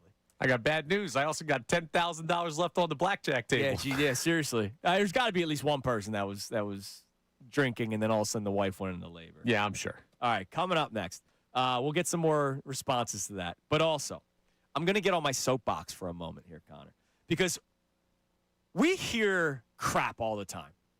I'm not saying we like you and I. We do. But I'm talking about this city. We hear about how horrible we are all the time because of something that happened 60 years ago. right? Snowballs at Santa. I saw the other day was 30 years ago, J.D. Drew, they were throwing batteries at him, or however many years ago it was. Batteries aren't cheap. We were being nice. We hear about things about how horrible we are because of things that happened years ago, decades ago. I think there are some teams that need to stop being beloved because of things that were decades ago. I'll explain more coming up next because it's kind of happening right now. Tell you more next here on The Fanatic.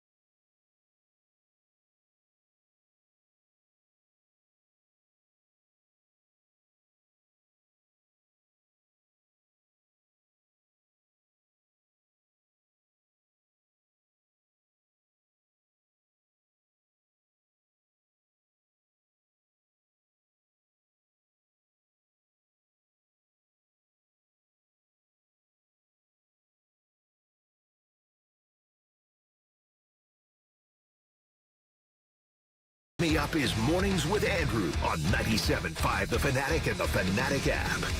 All right, it's 9:48 here on Mornings with Andrew. Middays with Marks comes your way next, 10 o'clock. By the way, I posted on my Twitter account at Salciunas975 the never-before-seen photo of Ray Dunn in front of the new logo. So Dylan McKinnon and the other great people in our, what department would that be? What? Digital. Yeah, everything. You just say digital. The everything department. Yeah, just say digital and that. Boom. I'm in digital. Oh, okay. they put together all the new logos for the new shows. And what do I have behind me now? I just have 975 The Fanatic. Oh, what? We didn't create an Andrew Salciunas show for 2 weeks? Oh, it's like a week, yeah. The data centers, all the water. That Your name was on the last one. Your name's going to be on the new one. I'm just joking. So I posted the photo of Ray Dunn, and he looks great in it. But they come your way at 10 o'clock. And this guy named John Kincaid responded to it, saying he looks a little like Star Trek. How do you look like Star Trek? I don't know. Like, Connor, you look a little like Star Wars. Thank you. I could be calling you Yoda. Cool. I could be Yoda's calling sick. you Jabba the Hutt. Less sick. I could be calling you Han Solo. Yeah, preferably. I could be calling you all the other creatures that are in that, the Ewoks. That's Ezekiel Elliott. But I miss Zeke. I'm trying to figure out what he means by that. So instead of me asking what do you mean by that, I just responded with who is this? Because That's fair. Yeah, why not? All right. So a little soapbox here, but I would hope that a lot of you guys would be in agreement here. You know how we always hear about snowballs at Santa and how we suck and we're such evil fans and blah, blah, blah, blah, blah. We hear that all the time. When does baseball heaven go away? Have the St. Louis Cardinals done enough recently to still be considered baseball heaven? I don't think you can take heaven away. It's kind of I don't know, man. There's wars on everything. omnipresent. There's wars on everything, man. Like, they're considered baseball heaven, and you watch these last two games, nobody's there. Like, the ballpark's empty. Not empty like Miami Marlins empty, but it's not a packed crowd for baseball heaven. It just seems very like every other ballpark. When your team's good, it fills up. When your team's bad, it doesn't fill up. Or you're a small market team like the Tampa Bay Rays, and it doesn't really matter. But like the St. Louis Cardinals, why are they still baseball heaven? There are teams that get looked at with just certain love. Like you mentioned the Steelers when we went through the value of the franchises, and you guessed the Steelers, and you should guess the Steelers. The Steelers are still looked at like some organization that, man, you can't talk badly about that organization. Why not? They haven't won a playoff game in how many years? And I love Mike Tomlin, and seeing him on the broadcast the other day, some of the clips from him, I think he's going to be a really good broadcaster. Yeah, I didn't expect that. He might go back to the NFL, be a head coach. He might just be taking a year off, so he's getting a paycheck from one of the networks. I think it's CBS. But, it's cool that they had 3 coaches over the last 60 years. Well, their last coach hadn't won for 10. Why is that looked at a certain way? They still look. If you ask somebody, tell me about the Pittsburgh Steelers, they will talk about them in a way where they're beloved. I bet you there's people that still look at the Raiders like some fun organization. When have they been relevant? When's the last time the Las Vegas Raiders were legitimately relevant? That one Derek Carr year? Yeah, no, legitimately relevant. I'm not even talking about, well, they had a good season, and because of the Raiders, that's why. I'm talking about, look out for the Raiders this year. They should be a Super Bowl team. There's so many teams that are looked at so fondly because they are considered historic teams. And you know what? A lot of them have been irrelevant for a very long time. Now, money talks. Like the Dallas Cowboys have been irrelevant from a football standpoint. It's been 30-plus years since they got to the NFC Championship game. But they're the most valuable franchise in the National Football League. So that's why they're still on primetime television. That's why they're still talked about all the time on ESPN and all the networks. That's why they're still talked about. But they're also made fun of. There are some teams like the St. Louis Cardinals where it's like, baseball heaven. Well, why?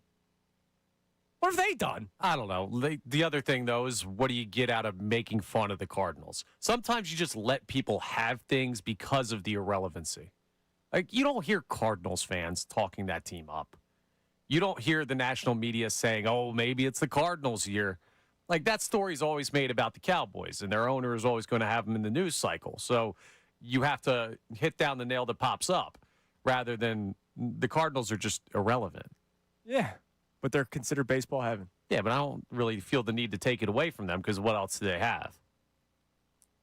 It's a good question. Oh.